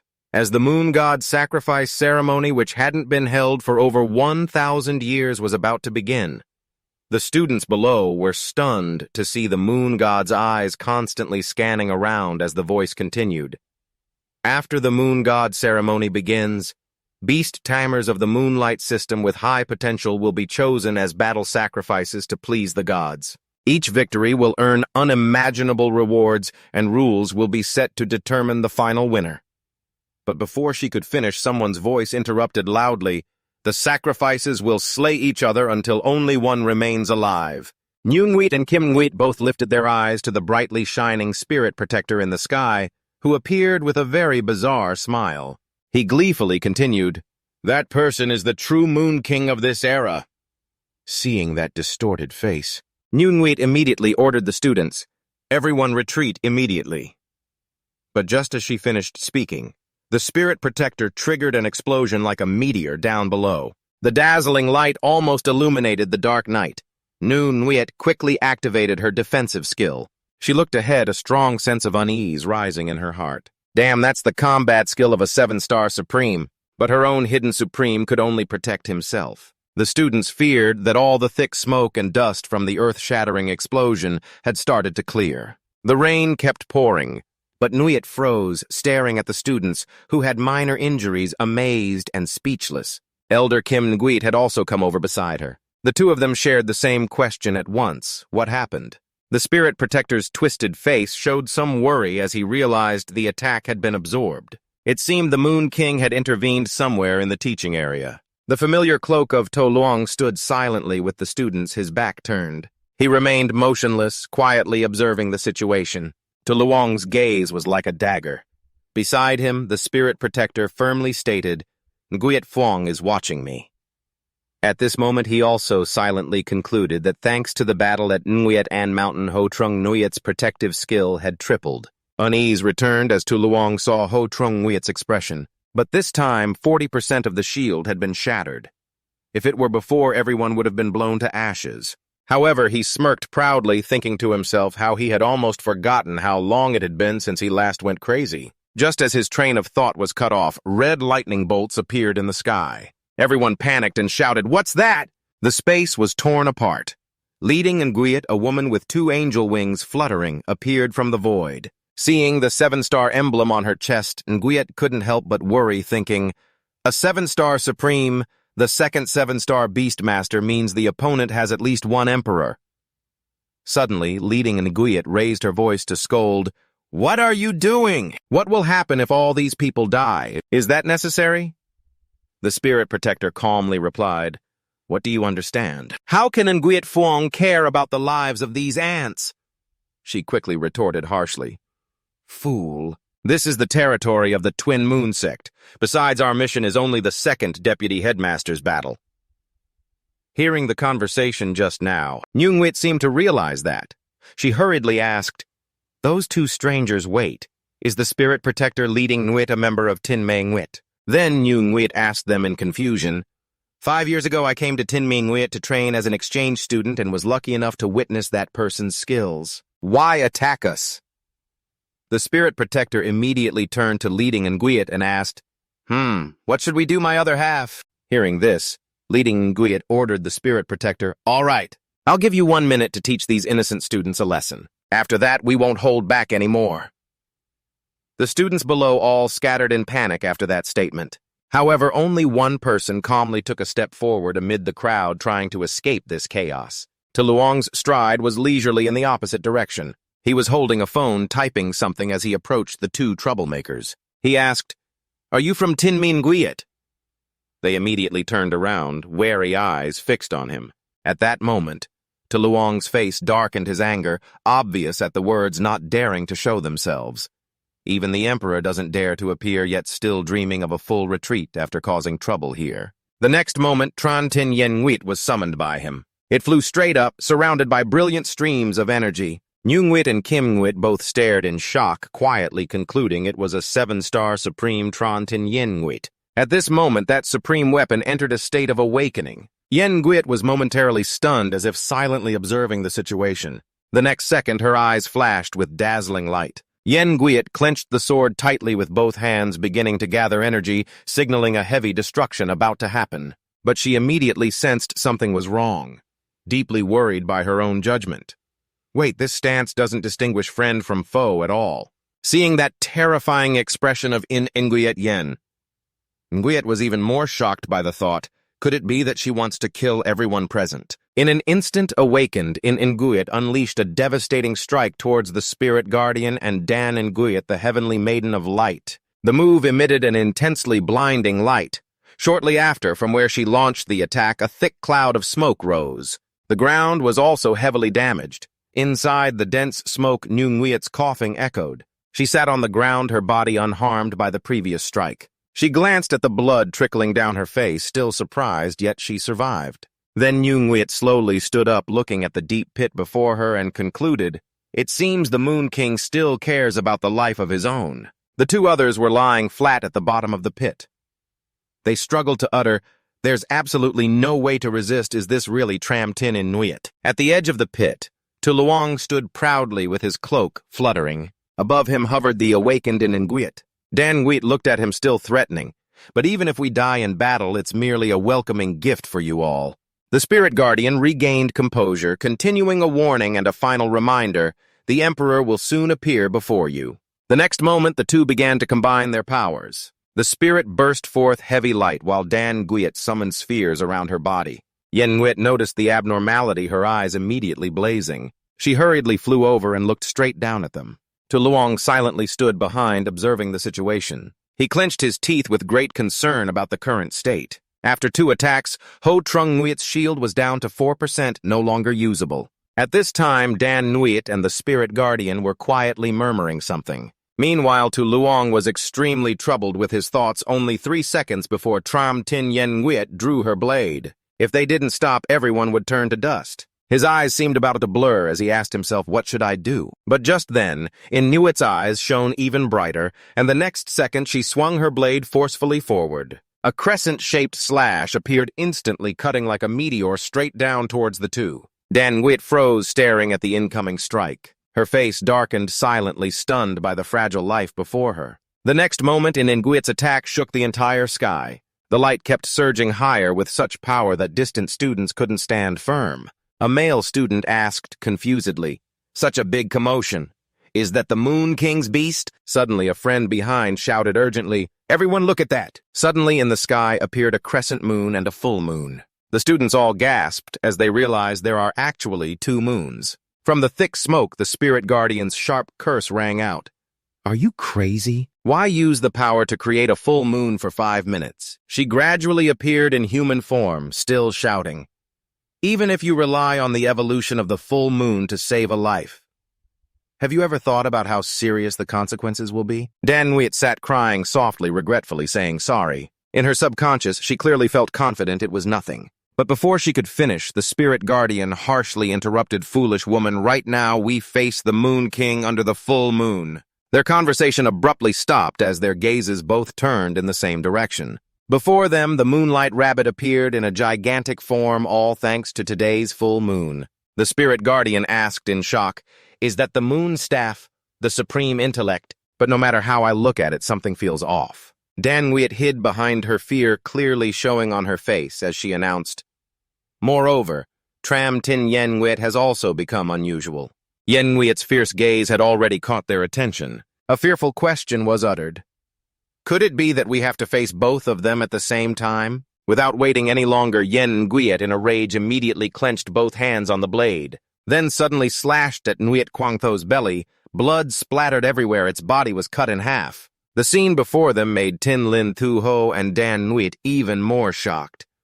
What is this, killing one of their own teammates? After that strike, Yen Nguyen turned her sharp gaze backward. Scene shifts to the Nguyen Quang Thu Academy outside the royal mansion, where a strange flow of demonic energy emerges from the ground.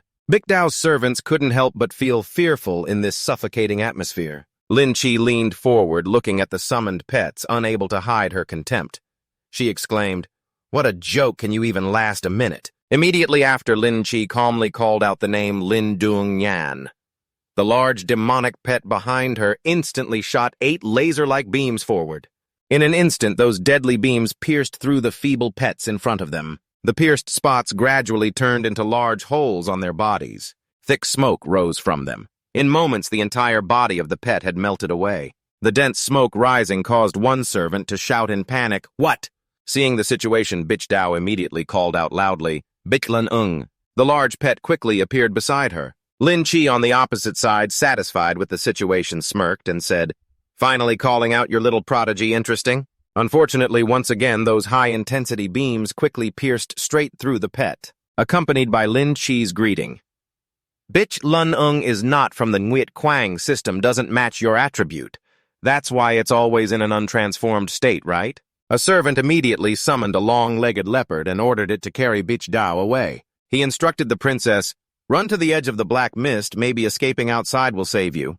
The previous scene only made Lin Chi despise her more. Calmly, she asked, "I say, is this all the skill you have?" As soon as she finished, Lin Dung Yan Ta gathered a ball of energy in her throat, and a few small glowing rings appeared around her eyes. In an instant, the death rays were unleashed, piercing through the female leopard servants carrying Bikdao as they fled. They couldn't escape and immediately collapsed on the ground after the attack.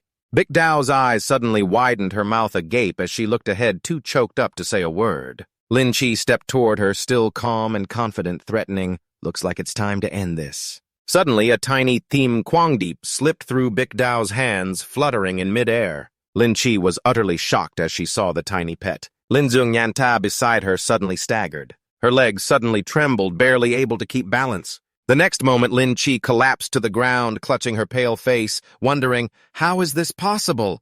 How could there be a Thiem Quangdeep here? As the Thiem Quangdeep flew in front of her, trembling, she asked fearfully, "Why now?" Seeing Lin Chi terrified by the little butterfly, a thought suddenly crossed Bikdao's mind. Could this Thiem Quangdeep be here to save me? Moments later, she turned and left, trying to stay calm, thinking, whatever, just get out first, then figure it out. Lin Chi still knelt miserably on the ground, whining nonstop. Sorry, Master Thunsun, I can't take part in this anymore. She clung to Lin Dung Ta, tears streaming down, lamenting silently, because what the Hakngwit sect fears most is the Thiem Quangdip. Scene shifts to Tokan and Duet Nhi, who are hugging each other in fear. After counting down 10, 9, 8, 7, the tyrant continues with 6, 5, 4, 3. Behind Huan Wit, unable to contain her curiosity, she looked on and quietly asked, "Is Wu Baoquan the supreme really Duong Huang Tuyen? That is to say, the water-type emperor is also here. What if hitting the smaller one attracts the bigger one? What then? This time, it's a big problem." At that moment, the last 3 numbers were spoken from its mouth, 2, 1, 0. Receiving no response, Bao Quan immediately swung his hand forward with a warning tone. "What a pity, then, don't blame me." Instantly, swirling water spirals were unleashed from his hand. In the blink of an eye, Duet Nhi and Tokan were submerged by the rushing water. Suddenly, purple-pink clouds appeared from somewhere. The clouds shot straight toward Bao Quan, surprising him greatly. Fortunately, the sudden clouds saved Duet Nhi and Tokan. Just after the situation, Bao Quan hurriedly questioned, "Could these clouds be the power of the Bok Thun clan?" It seems the intelligence about this change was unexpected. "Who are you?" The 2 shocked girls also curiously followed his gaze. Ahead, stylish footsteps lightly appeared on the cloud. The calm demeanor of Huan Wheat was revealed before their eyes. Tokan couldn't help but be stunned upon seeing Huan Wheat and asked, "Did the intermediate Bok Hua Lok save us from the Supreme?" At that moment, he was extremely frustrated, trying to console himself. "If it's to satisfy King Nwit, then I can only persevere to the end." Bao Quan immediately stepped before Huan Wit and respectfully introduced himself. Duong Huang Tuyen ranked 3rd under the rule of Emperor Thien Tu Vu Bao Quan. Hearing this, he glanced around casually and asked, "That cold-hearted Lan Duan Thien Tu isn't with you?" At this point, Bao Quan was very angry inside. How dare he call himself emperor? But outwardly he tried to stay calm and replied, "According to the rules of the Bachu Song Wit sect, the emperor will not appear on stage, especially since this is only a battle of supremes." A smile spread on Huan Wit's lips as he said, "So that's how it is. Then there's nothing more." Then he stood upright, full of confidence, muttering to himself, "Actually, I'm the type to be soft to the tough and tough to the soft." Hearing that the other couldn't contain his rage and immediately clasped his hands together, sternly warning, "Don't go too far." His hands slammed together, forming the combat skill Thumb Hai Chi Ha.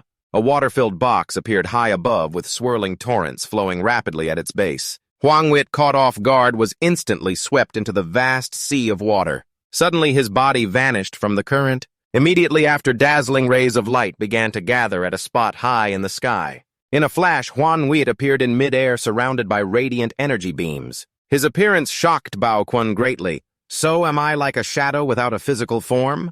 But then he regained composure, crossed his arms over his chest, and muttered, "If that's the case, I have no choice but to use that move."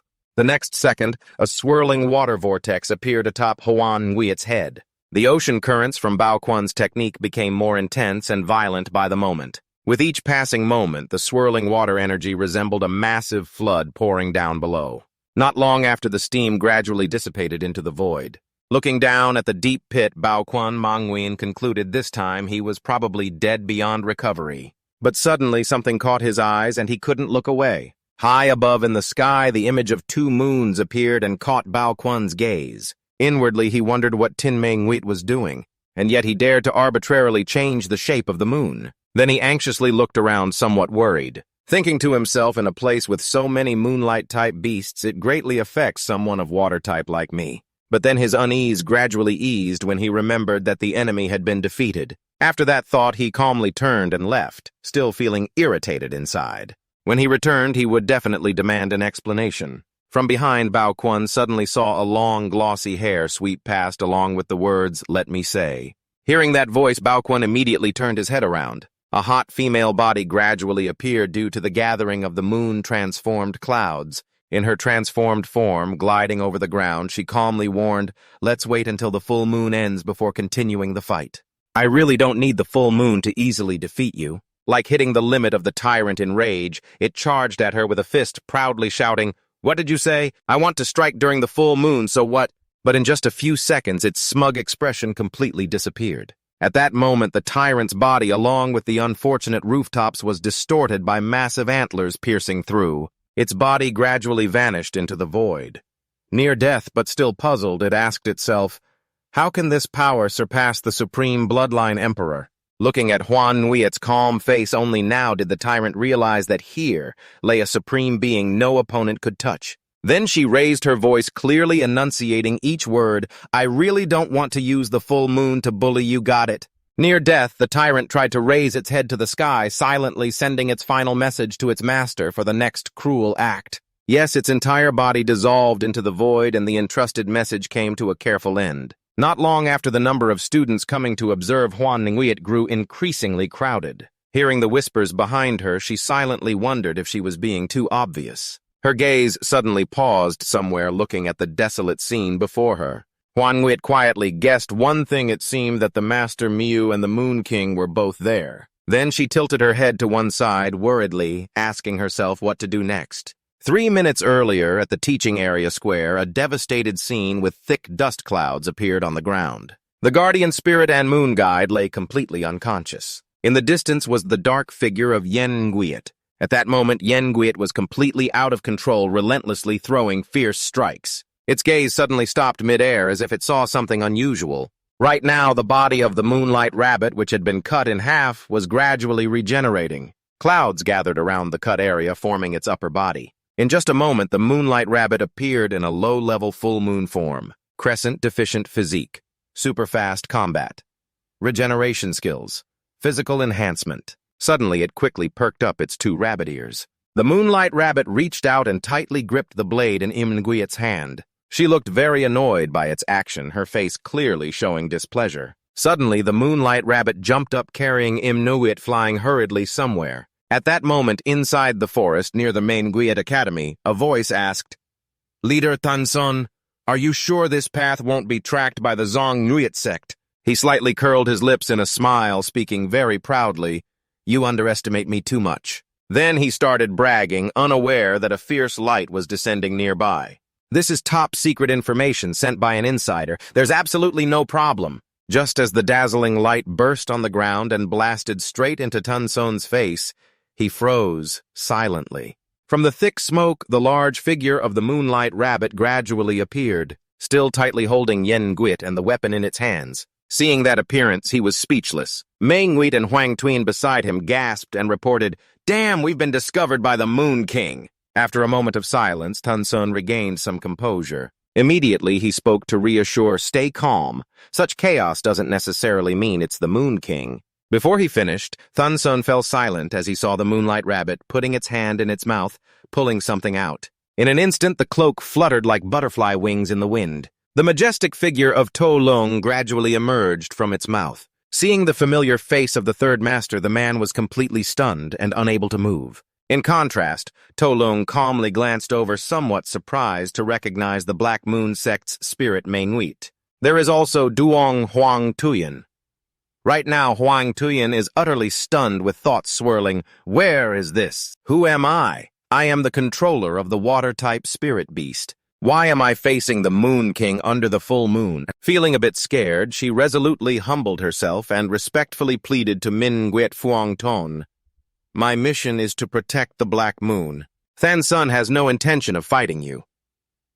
However, Than Sun fiercely declared, I Nguyen Phuong have come to declare war on you. Hearing this, Huang Tuyen froze, silently muttering, Forget it, destroy it. Tu Luong looked on with a curious gaze, looking down as if contemplating something. Immediately after, the crescent moon in his eyes shimmered brightly. He muttered again the words, Declare war. Kansan, without hesitation, fiercely declared, On the next full moon, night after the moon god ritual begins, I will come with the emperor to end it all, carrying the last wishes of all the departed believers to defeat you. His whole body trembled with rage as Long recalled how 3 years ago the headquarters of the Black Moon sect was destroyed. His eyes lost their usual calm demeanor because he had to face some astonishing existence. That day appeared vividly in his mind, making his thoughts even more furious. Back then, just like today, you looked at us with pitying eyes as if we were mere worms. That is the nature of the Moon King. Just as the thought came to an end, Tu Luong's face showed slight confusion.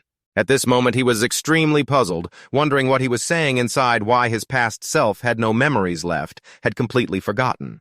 But then he glanced nervously at Yen Nguyen, who was bursting with energy, worrying that no matter what, they should first find an excuse and then figure things out. Tranting Yen Nguyen was also about to lose control, after some thought. Tu Luong spoke up. Although the struggles of these worms look ugly, I can give you all a chance. The three below fell silent, attentively listening to every word spoken. His expression darkened as he continued fiercely. But to pay the price for provoking me, I will order the Song Nuit sect to relentlessly hunt you during this time, if you can retreat alive. Just hearing this, Thansun's whole body trembled. Bei Ming Nguyen and Huang Tuyen beside him could not hide their fear either. At that moment, Tu Luong turned and left, not forgetting to say his final words by then, I will answer you. As soon as he finished, he loudly called Trantin Yen Nguyen as if waiting for a long-awaited command. Yen Nguyen, in a furious state, quickly raised her sword heavily. In just a moment, a terrifying attack lit up the night sky. The explosion was like a meteor falling. 10 minutes later, the crescent moon still shone in the sky. Below, the smoke in the forest had not yet cleared and the trees were burned to ashes. Someone coughed harshly and asked, Has the Moon King left yet? The three surfaced one by one from the ground. Mang Nguyen anxiously remarked, Tran Tin Yin. Nguyen's power is somehow abnormal. If it weren't for my emperor secretly intervening, we wouldn't have survived. Then she stood up angrily and proposed, but this breaks the rules. And besides, the overlord of the Song Nguyen sect might have noticed already. Behind us, let's split up and act. Huang Tuyen sighed wearily and added, Next, use your brains to figure out how to avoid the pursuit of the Song Nguyen sect. Saying that, she glanced at the distant mountains, a sense of unease rising in her heart. Not to mention Tran Tin Yen Nguyen, the violent emperor, as a 7-star supreme intelligence, even the chance to escape was none. Then Huang Tuyen confidently asserted within the Moonlight Spirit Beast Academy there is still an unknown mysterious force. After leaving the forest, Tu Luong strode around the academy. Looking at the heavily damaged scene, he couldn't help but sigh. This battle really destroyed the academy, didn't it? Then he stopped suspiciously wondering, but how could Tran Tin In Nguyen and Dap Van Tri Nguyen easily defeat a 7-star supreme intelligence? Still, he felt even happier thinking, although none of us have signed contracts yet, it seems by chance I have defeated a series of formidable characters. Suddenly, a piercing scream came from afar, catching his attention. A figure suddenly dashed forward and collided straight into To Luong, causing him to lose his balance. Huang Nguyen was sitting on To Luong's stomach, repeatedly hitting him while sobbing uncontrollably. Listen to me quickly. I just encountered a 7-star beast Tamer and almost got defeated. It was terrifying. She kept whining in To Luong's silence. If it weren't for me, the entire academy would have been wiped out, and maybe that little girl from Bach Tan would have drowned too. After crying for a while, Huang Nguyen suddenly went completely silent and stiffened as she suddenly remembered something important. Did I forget to transform back? But before she could do anything, To Luong gently placed his hand on her head and stroked it. He looked at Huang Nguyen with tender eyes and a clearly affectionate expression that calmed her down. Then he suggested to Huang Nguyen, in a few days, come with me back to Song Nguyen sect for a trip. I have something to discuss with that overlord. Huang Nguyen pondered a bit and long silently repeated the word overlord as if recalling something. Her face flushed shyly as she wondered, is this what meeting the patriarch in Legends feels like? Then Huang Nguyen shyly asked back, Isn't this a bit too soon? But inside she was screaming with joy. Cut to early next morning at Song Nguyen sect headquarters. It was Thienfuk Island, a butterfly-shaped island hovering behind thick layers of clouds. Below, a group of people wearing white cloaks looked up at the island wondering, could this be the island modeled after the image of the Emperor Fu Sin Ngun Mong from legend? It truly was a magnificent masterpiece.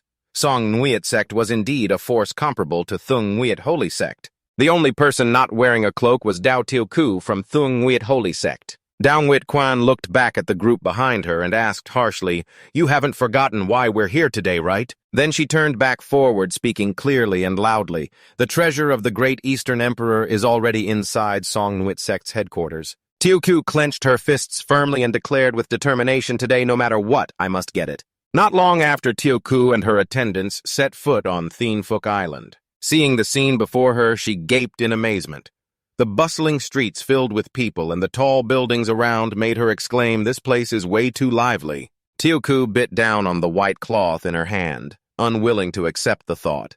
I originally thought Song sect would be very strict, but it turns out to be more like a sightseeing spot. How much must they make in a day? She and her group continued their journey. At that moment, behind Tioku was someone cloaked in black and wearing a butterfly mask. That person was Tolung. He quietly turned his head to watch Tioku with some curiosity and asked the beast Tamer of Daongwit, "Why would someone from the southern domain appear here?" Hearing this, Huan Nguyet also popped her head out curiously and asked back, "Who did you say?" When she saw Tioku's back, she couldn't help but exclaim in surprise, "Isn't that Dao Tioku?" Immediately after, Huan Nguyet grabbed Tolung's cloak irritably and revealed some information. "She's the holy maiden candidate of Daongwit Quan Thon, and the crazy hack Ngai of Thungwit Great Emperor are all going wild online, right?" Then she clenched her fist, firmly determined on one thing. "I got blocked when I scolded her in a private message. Now's the perfect chance to catch her. Sorry." Tolung heard this and was utterly exasperated, silently asking himself, catching someone to apologize after arguing online, what kind of arrogant nonsense is that? Seeing her keep getting annoyed, he suggested leaving. "Do you want to play anything else besides this?" In his heart, he thought, "We still have plenty of time before the moon rises." Contrary to Tolung's enthusiasm, Huan Nguyet firmly answered with one word, "No." Just then, a sign reading, "Unlimited Beast Eating Challenge, Anonymous Participation Registration ends at 5 o'clock, caught Huan Nguyet's eye. She immediately pointed at the sign excitedly and declared, "I'm joining." Tolung was speechless and could only suffer with himself. The beasts of the Moon King entering eating challenges and wandering around, there's really no face left. The words just spoken came from Xiaoju, who was extremely excited at the registration desk. After registering, Xiaoju excitedly said, "As long as I win the champion prize, my power will definitely stand out among all the candidates for the Saintess." Tu Liang accidentally overheard the words and murmured to himself, "The prize." Then he looked at the prize list of the Central Great Position King. First prize, a drop of the Phoenix Powder Copper's essence. Second prize, a box of masks. Third prize, a jar of hand cream. Seeing the words written there, Tu Liang gaped in shock and asked in confusion, "Wait a minute, what the heck is with this prize gap?" Still confused, he thought to himself, "Isn't Phoenix Powder Copper the third ceremony emperor of the Eastern Domain? It's said that wherever it passes, the sky turns red for 1,000 miles with cherry blossoms in bloom.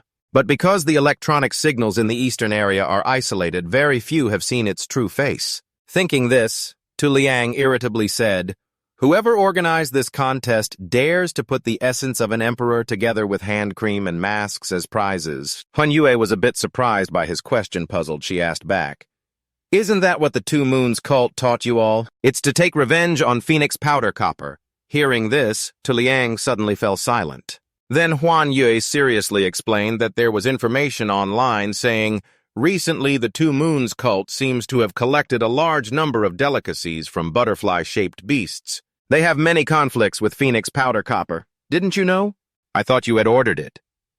Hearing this, Tu Liang could only feel embarrassed and replied in his heart, "How could that be? How could my low-level shadow light butterfly use food meant for an emperor level?" Then he still paid attention to the competition, feeling excited. "But anyway, I am somewhat interested now."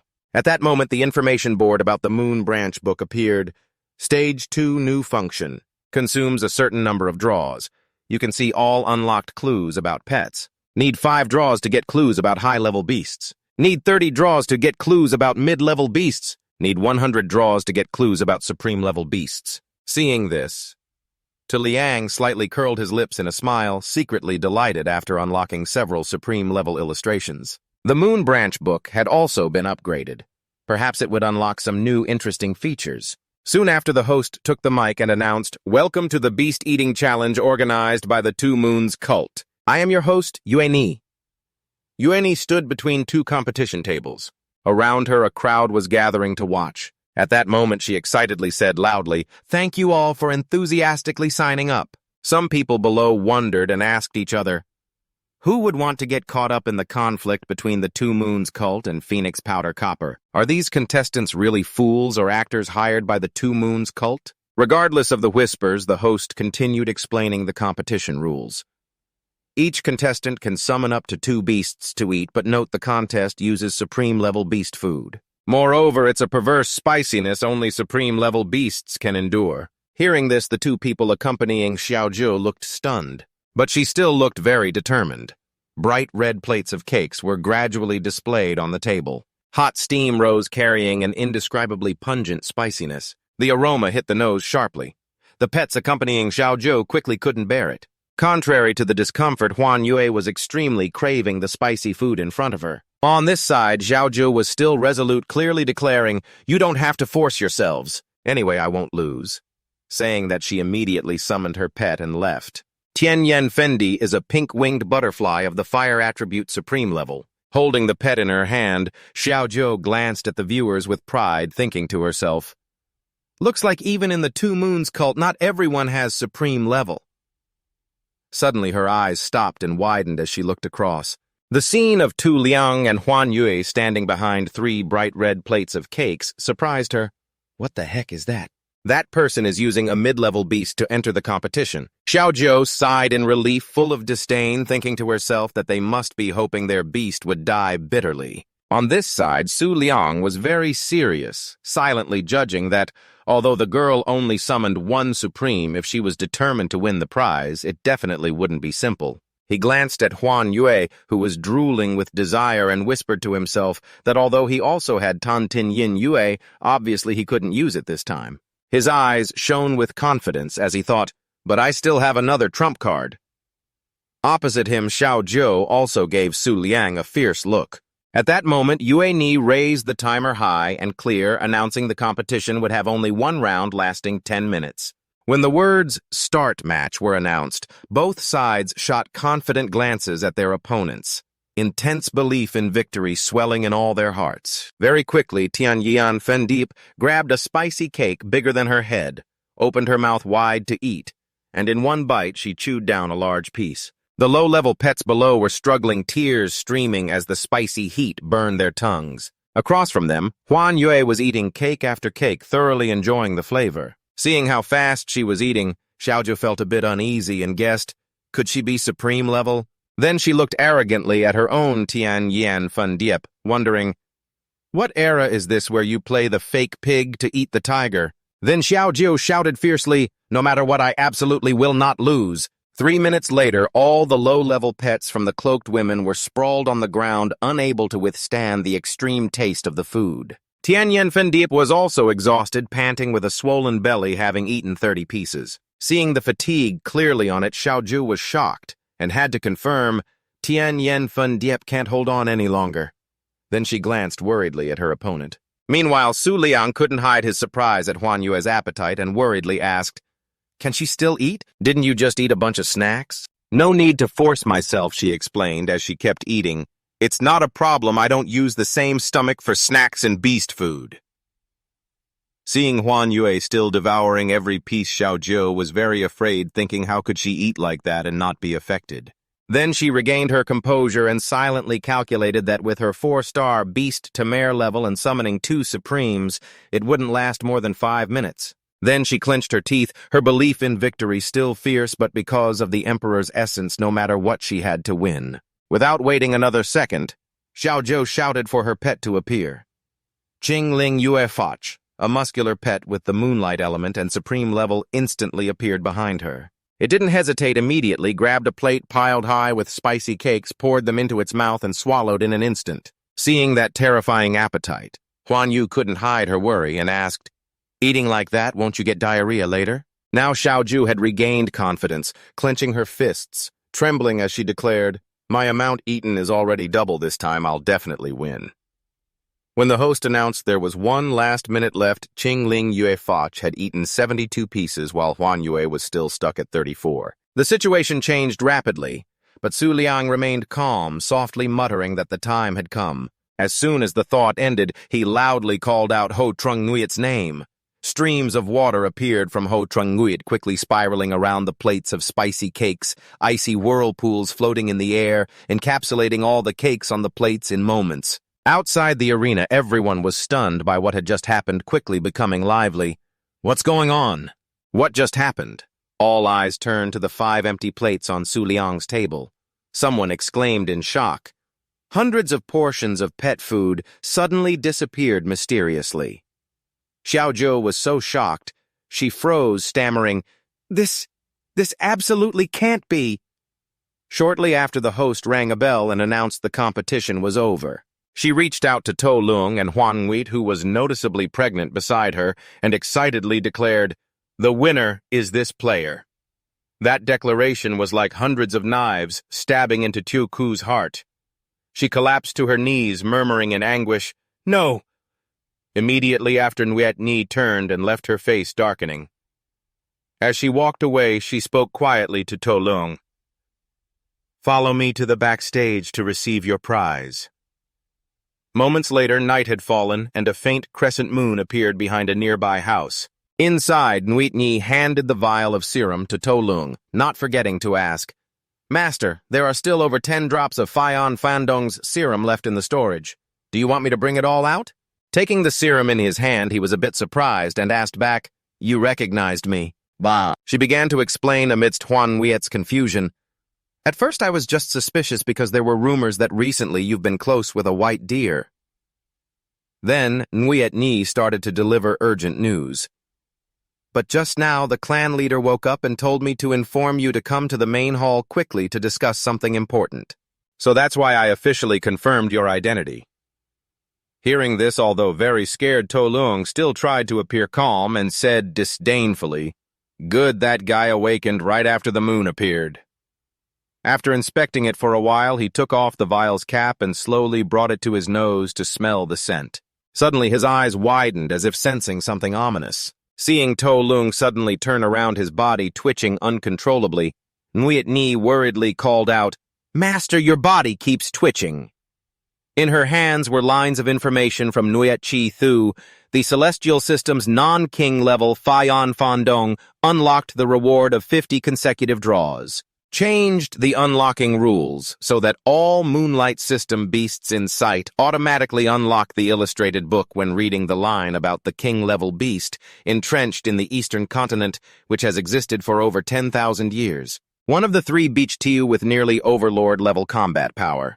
To Lung could not hide his astonishment as he suddenly realized that almost overlord level was no longer a normal king-level rank. He lightly raised his hand to steady his mask and muttered in frustration, "Too many screens appear. It's paralyzing." Then he smiled brightly with an excited thought. In other words, isn't it too early for the Song Nuit sect to clash with Fion Fandong? Moments later, in the main hall of the Song Nuit sect's headquarters inside the vast building, the relaxed figures of To Lung and Huan Wheat walked forward, eyes constantly scanning around. Huan Wheat noticed the cloaked women standing with bowed heads and couldn't help but marvel at the rows of them. This was the true value of the Moon King title. Soon after, the two arrived at the gate leading to the main hall. Brilliant light radiated from it outward. Without waiting a second longer, To Lung stepped through the gate. He closed his eyes briefly, waiting for the destination. When the dazzling light from the gate completely vanished, he opened his eyes wide to look. Now To Lung and Huan Wheat stood over a high lake where a silhouette sat on the crescent moon. It did not take its eyes off the figure in the distance. Amazed, it said, "This is the Overlord." To Lung remained calm and slowly explained to Huan Wheat, "Correct. This is the supreme overlord of the entire northern region. The beast guarding the Song Nuit sect, also the 12th protector of the moonlight. That being's name is Bichhai Triet from Moon Palace." After a moment of silence, Moon Palace in the misty haze began to speak. "Moon King, it seems you have finally made your decision." Her expression darkened noticeably as she calmly recounted that to await your response, the Moon God ceremony had to be postponed for 3 years. Below, To Lung listened intently to every word, resonating from Moon Palace. "The old East-West from the western region is very angry, and the gods are also displeased by this." As soon as she finished speaking, he tried his best to maintain composure despite inner turmoil. At this moment, To Lung worriedly thought to himself, "Indeed, in the Moon King's memories, it seemed he was waiting for some opportunity that I had forgotten." Even so, he cleared his throat and declared firmly, "That is why I have come here. The Moon God ceremony can begin." When he mentioned, "But before that, I have a question," Moon Palace looked somewhat puzzled and slowly turned her head. At that moment, To Lung clearly asked, How do I win in the Battle of the Kings? Very quickly she responded, which king level? Make it clear first. During the moon god ceremony, I cannot intervene. Hearing that, Luong stroked his chin, thinking, then replied, not sure, but it's probably the Black Moon sect. Kung Nguyen's 2 eyebrows furrowed. She was very confused, silently repeating the words, Black Moon sect. Immediately after, she responded with a few sentences that made Luong's face go stiff. Moon King, please stop joking with me. You are the miracle of the moon. You shouldn't waste my expectations over something so trivial. Inside, he was deeply troubled, unable to speak his true feelings, but I am not joking. A 1-star beast master like me truly has no way to deal with an emperor. Just as he was despairing, suddenly a ring appeared in mid-air right at his eye level. Both Luong and Huan Nguyet cast curious glances at the item. Beside her was Kung Nguyet's explanation, this is the moon god's token proving the identity of the northern region's king. As long as you wear this ring, the moon god ceremony will officially begin. The ring immediately flew into Luong's hand but refused to be put on his finger. It kept signaling for him to remove the one already on his middle finger. Seeing this, he complied and took off the ring, sighing in frustration, fine. Very quickly, the ring slipped onto Luong's middle finger. Just 1 second later, a dazzling light radiated from where he stood, surrounded by swirling, colorful glows. In an instant, a strangely peaceful scene appeared. It was an ancient town nestled right at the foot of a mountain. Just then, the system panel popped up with a notification, the moon god ceremony is starting. Verifying the moon god token to confirm the northern region's moon representative. Immediately after, the system turned red with a message verification failed rechecking. Luong opened his eyes. In front of him was a verification question detected elevated authority level of the moon book holder identity of moon branch holder may be disguised. Do you want to disguise? Yes. No. Before finishing reading those lines, he quickly looked around the space in all directions. It was all system panels making him confused. He asked, where is this? Have I teleported? At that moment, a system panel caught Luong's attention to read. It showed his face along with information including his name, Luong. You can hide a 1-star realm but cannot hide male gender. Appearance can be changed. Character model can be changed. 3 models have been detected and can be directly inherited for disguise. Note, if you do not inherit the realm, you will be discovered by other representatives. After reading those lines, he smirked, not even considering removing the 1-star realm. It's like directly revealing my identity. The 3 disguise models appeared in order from top to bottom: Emperor Model Beach High Triet Kung Nguyet, Supreme Intellect Model Tram Ting In Nguyet, Supreme Intellect Model Dap Fan Huang Nguyet. After observing all, Luong stroked his chin and seriously reasoned to himself. The most important thing now is not to show weakness, otherwise things will be very bad. After the moon god ceremony begins, the thought crossed his mind that it's best to inherit a strong model. Immediately, he tapped the selection box on the Emperor Model Beach High Triet Kung Nguyet. Instantly, the surrounding system panels gradually faded away, leaving only one final notification transforming into model. At the same time, at the moon god ceremony, a suffocating scene appeared with light shining in the center. Around were neatly arranged chairs. A shadow gradually appeared from the path leading to the ceremony. The person muttered a familiar phrase. The moon never sets because the night is eternal. This is the Moonlight Saintess, the representative of the Central Region's moon.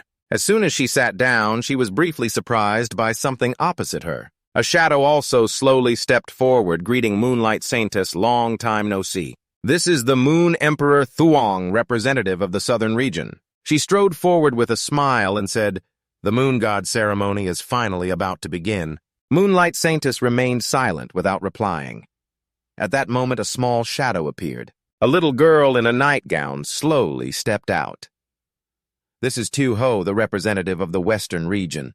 Chu Nguyet shot a not-so-friendly glance over. Meanwhile, Thung Nguyet cheerfully waved at the girl.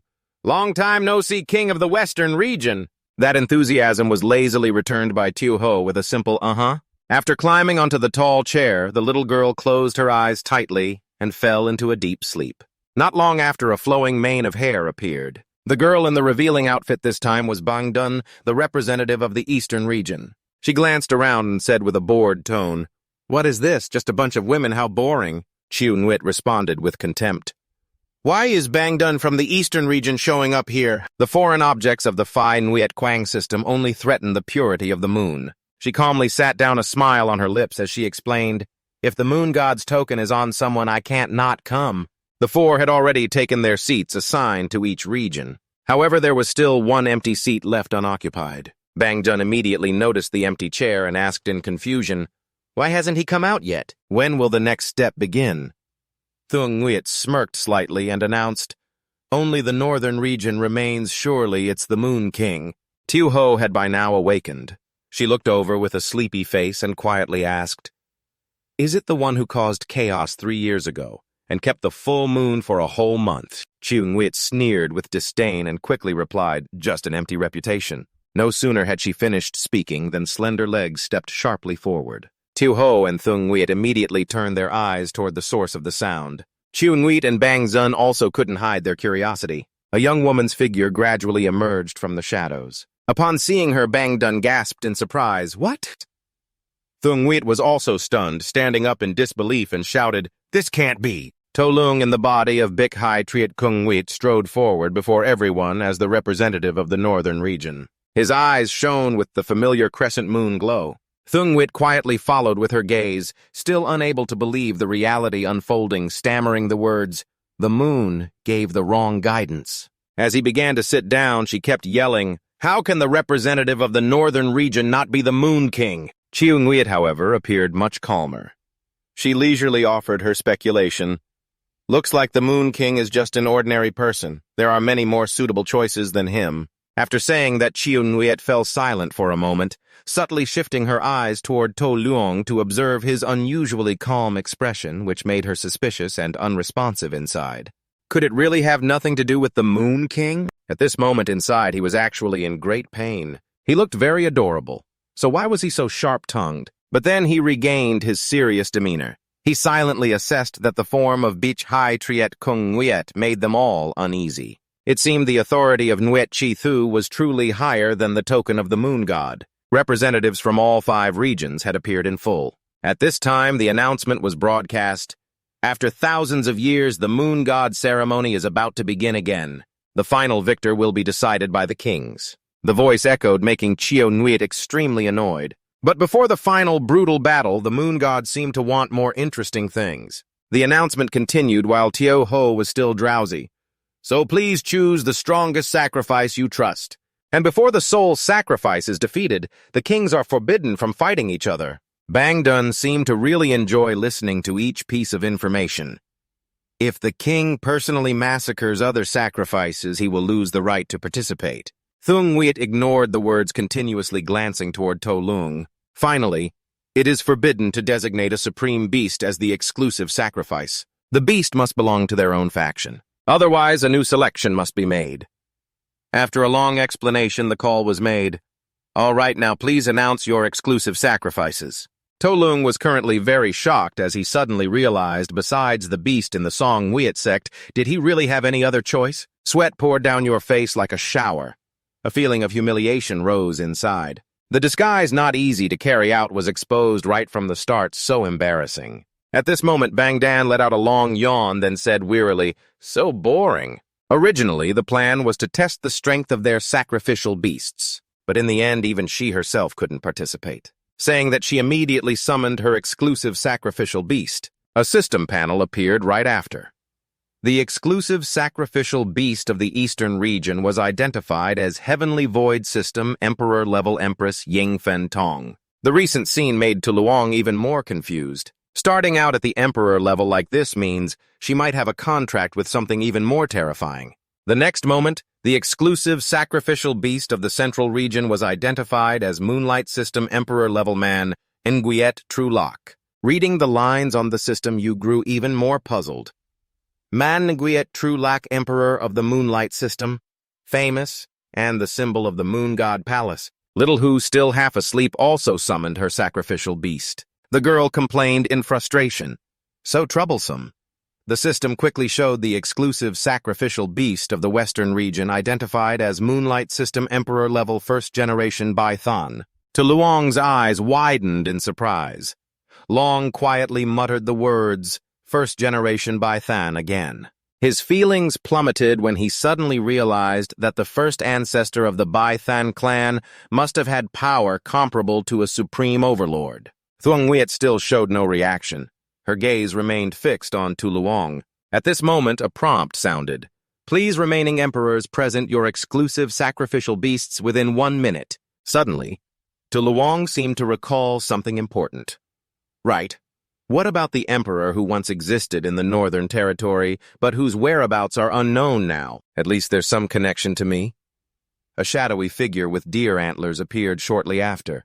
He was extremely delighted, thinking silently found it. After a short hesitation, he declared firmly, Moonbranch book uses 100 draws to quickly flip through every page of the Moonbranch book like the wind. Soon after, a notification for looking up a drawing of an emperor-level beast appeared. It was an image of Van Du Mong Tri Uok with information on ancient northern region emperor-level beasts, founder of the Moonlight Academy's Imperial Beasts. Collected info 11. Thousands of years ago, Van Du Mong Tri Uok was the protector of the White Deer Palace within the 12 Moonlight Palaces.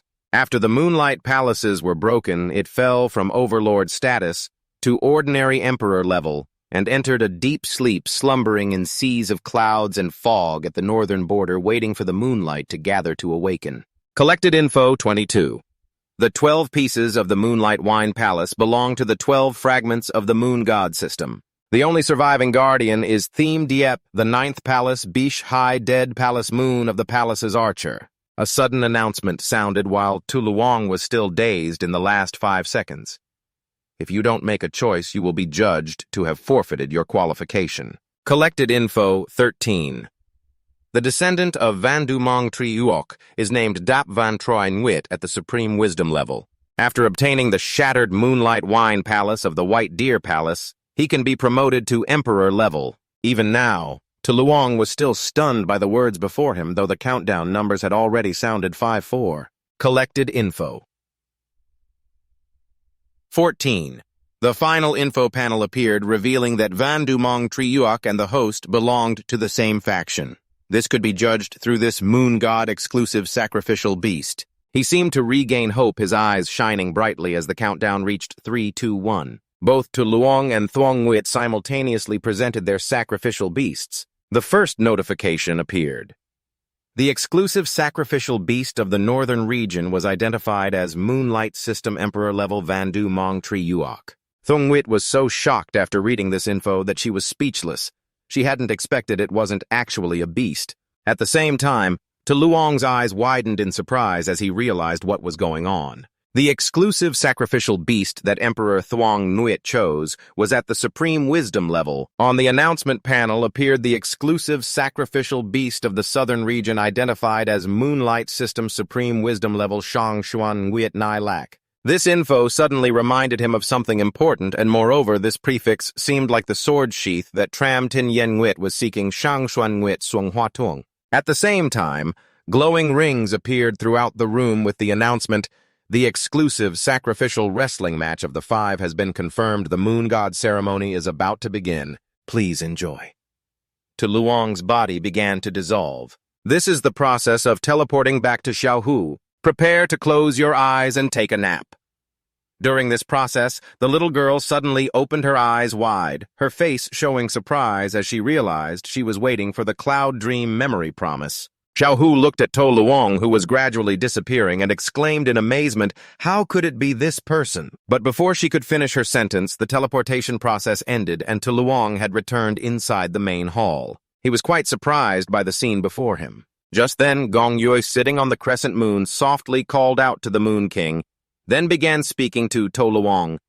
Have you felt it yet? Just a few seconds ago, the Moon God ceremony had begun. Now go and fight for the throne that belongs to you. Hearing those words, his eyes became unusually determined. Just a second later, he turned around and walked away, not forgetting to say a few words.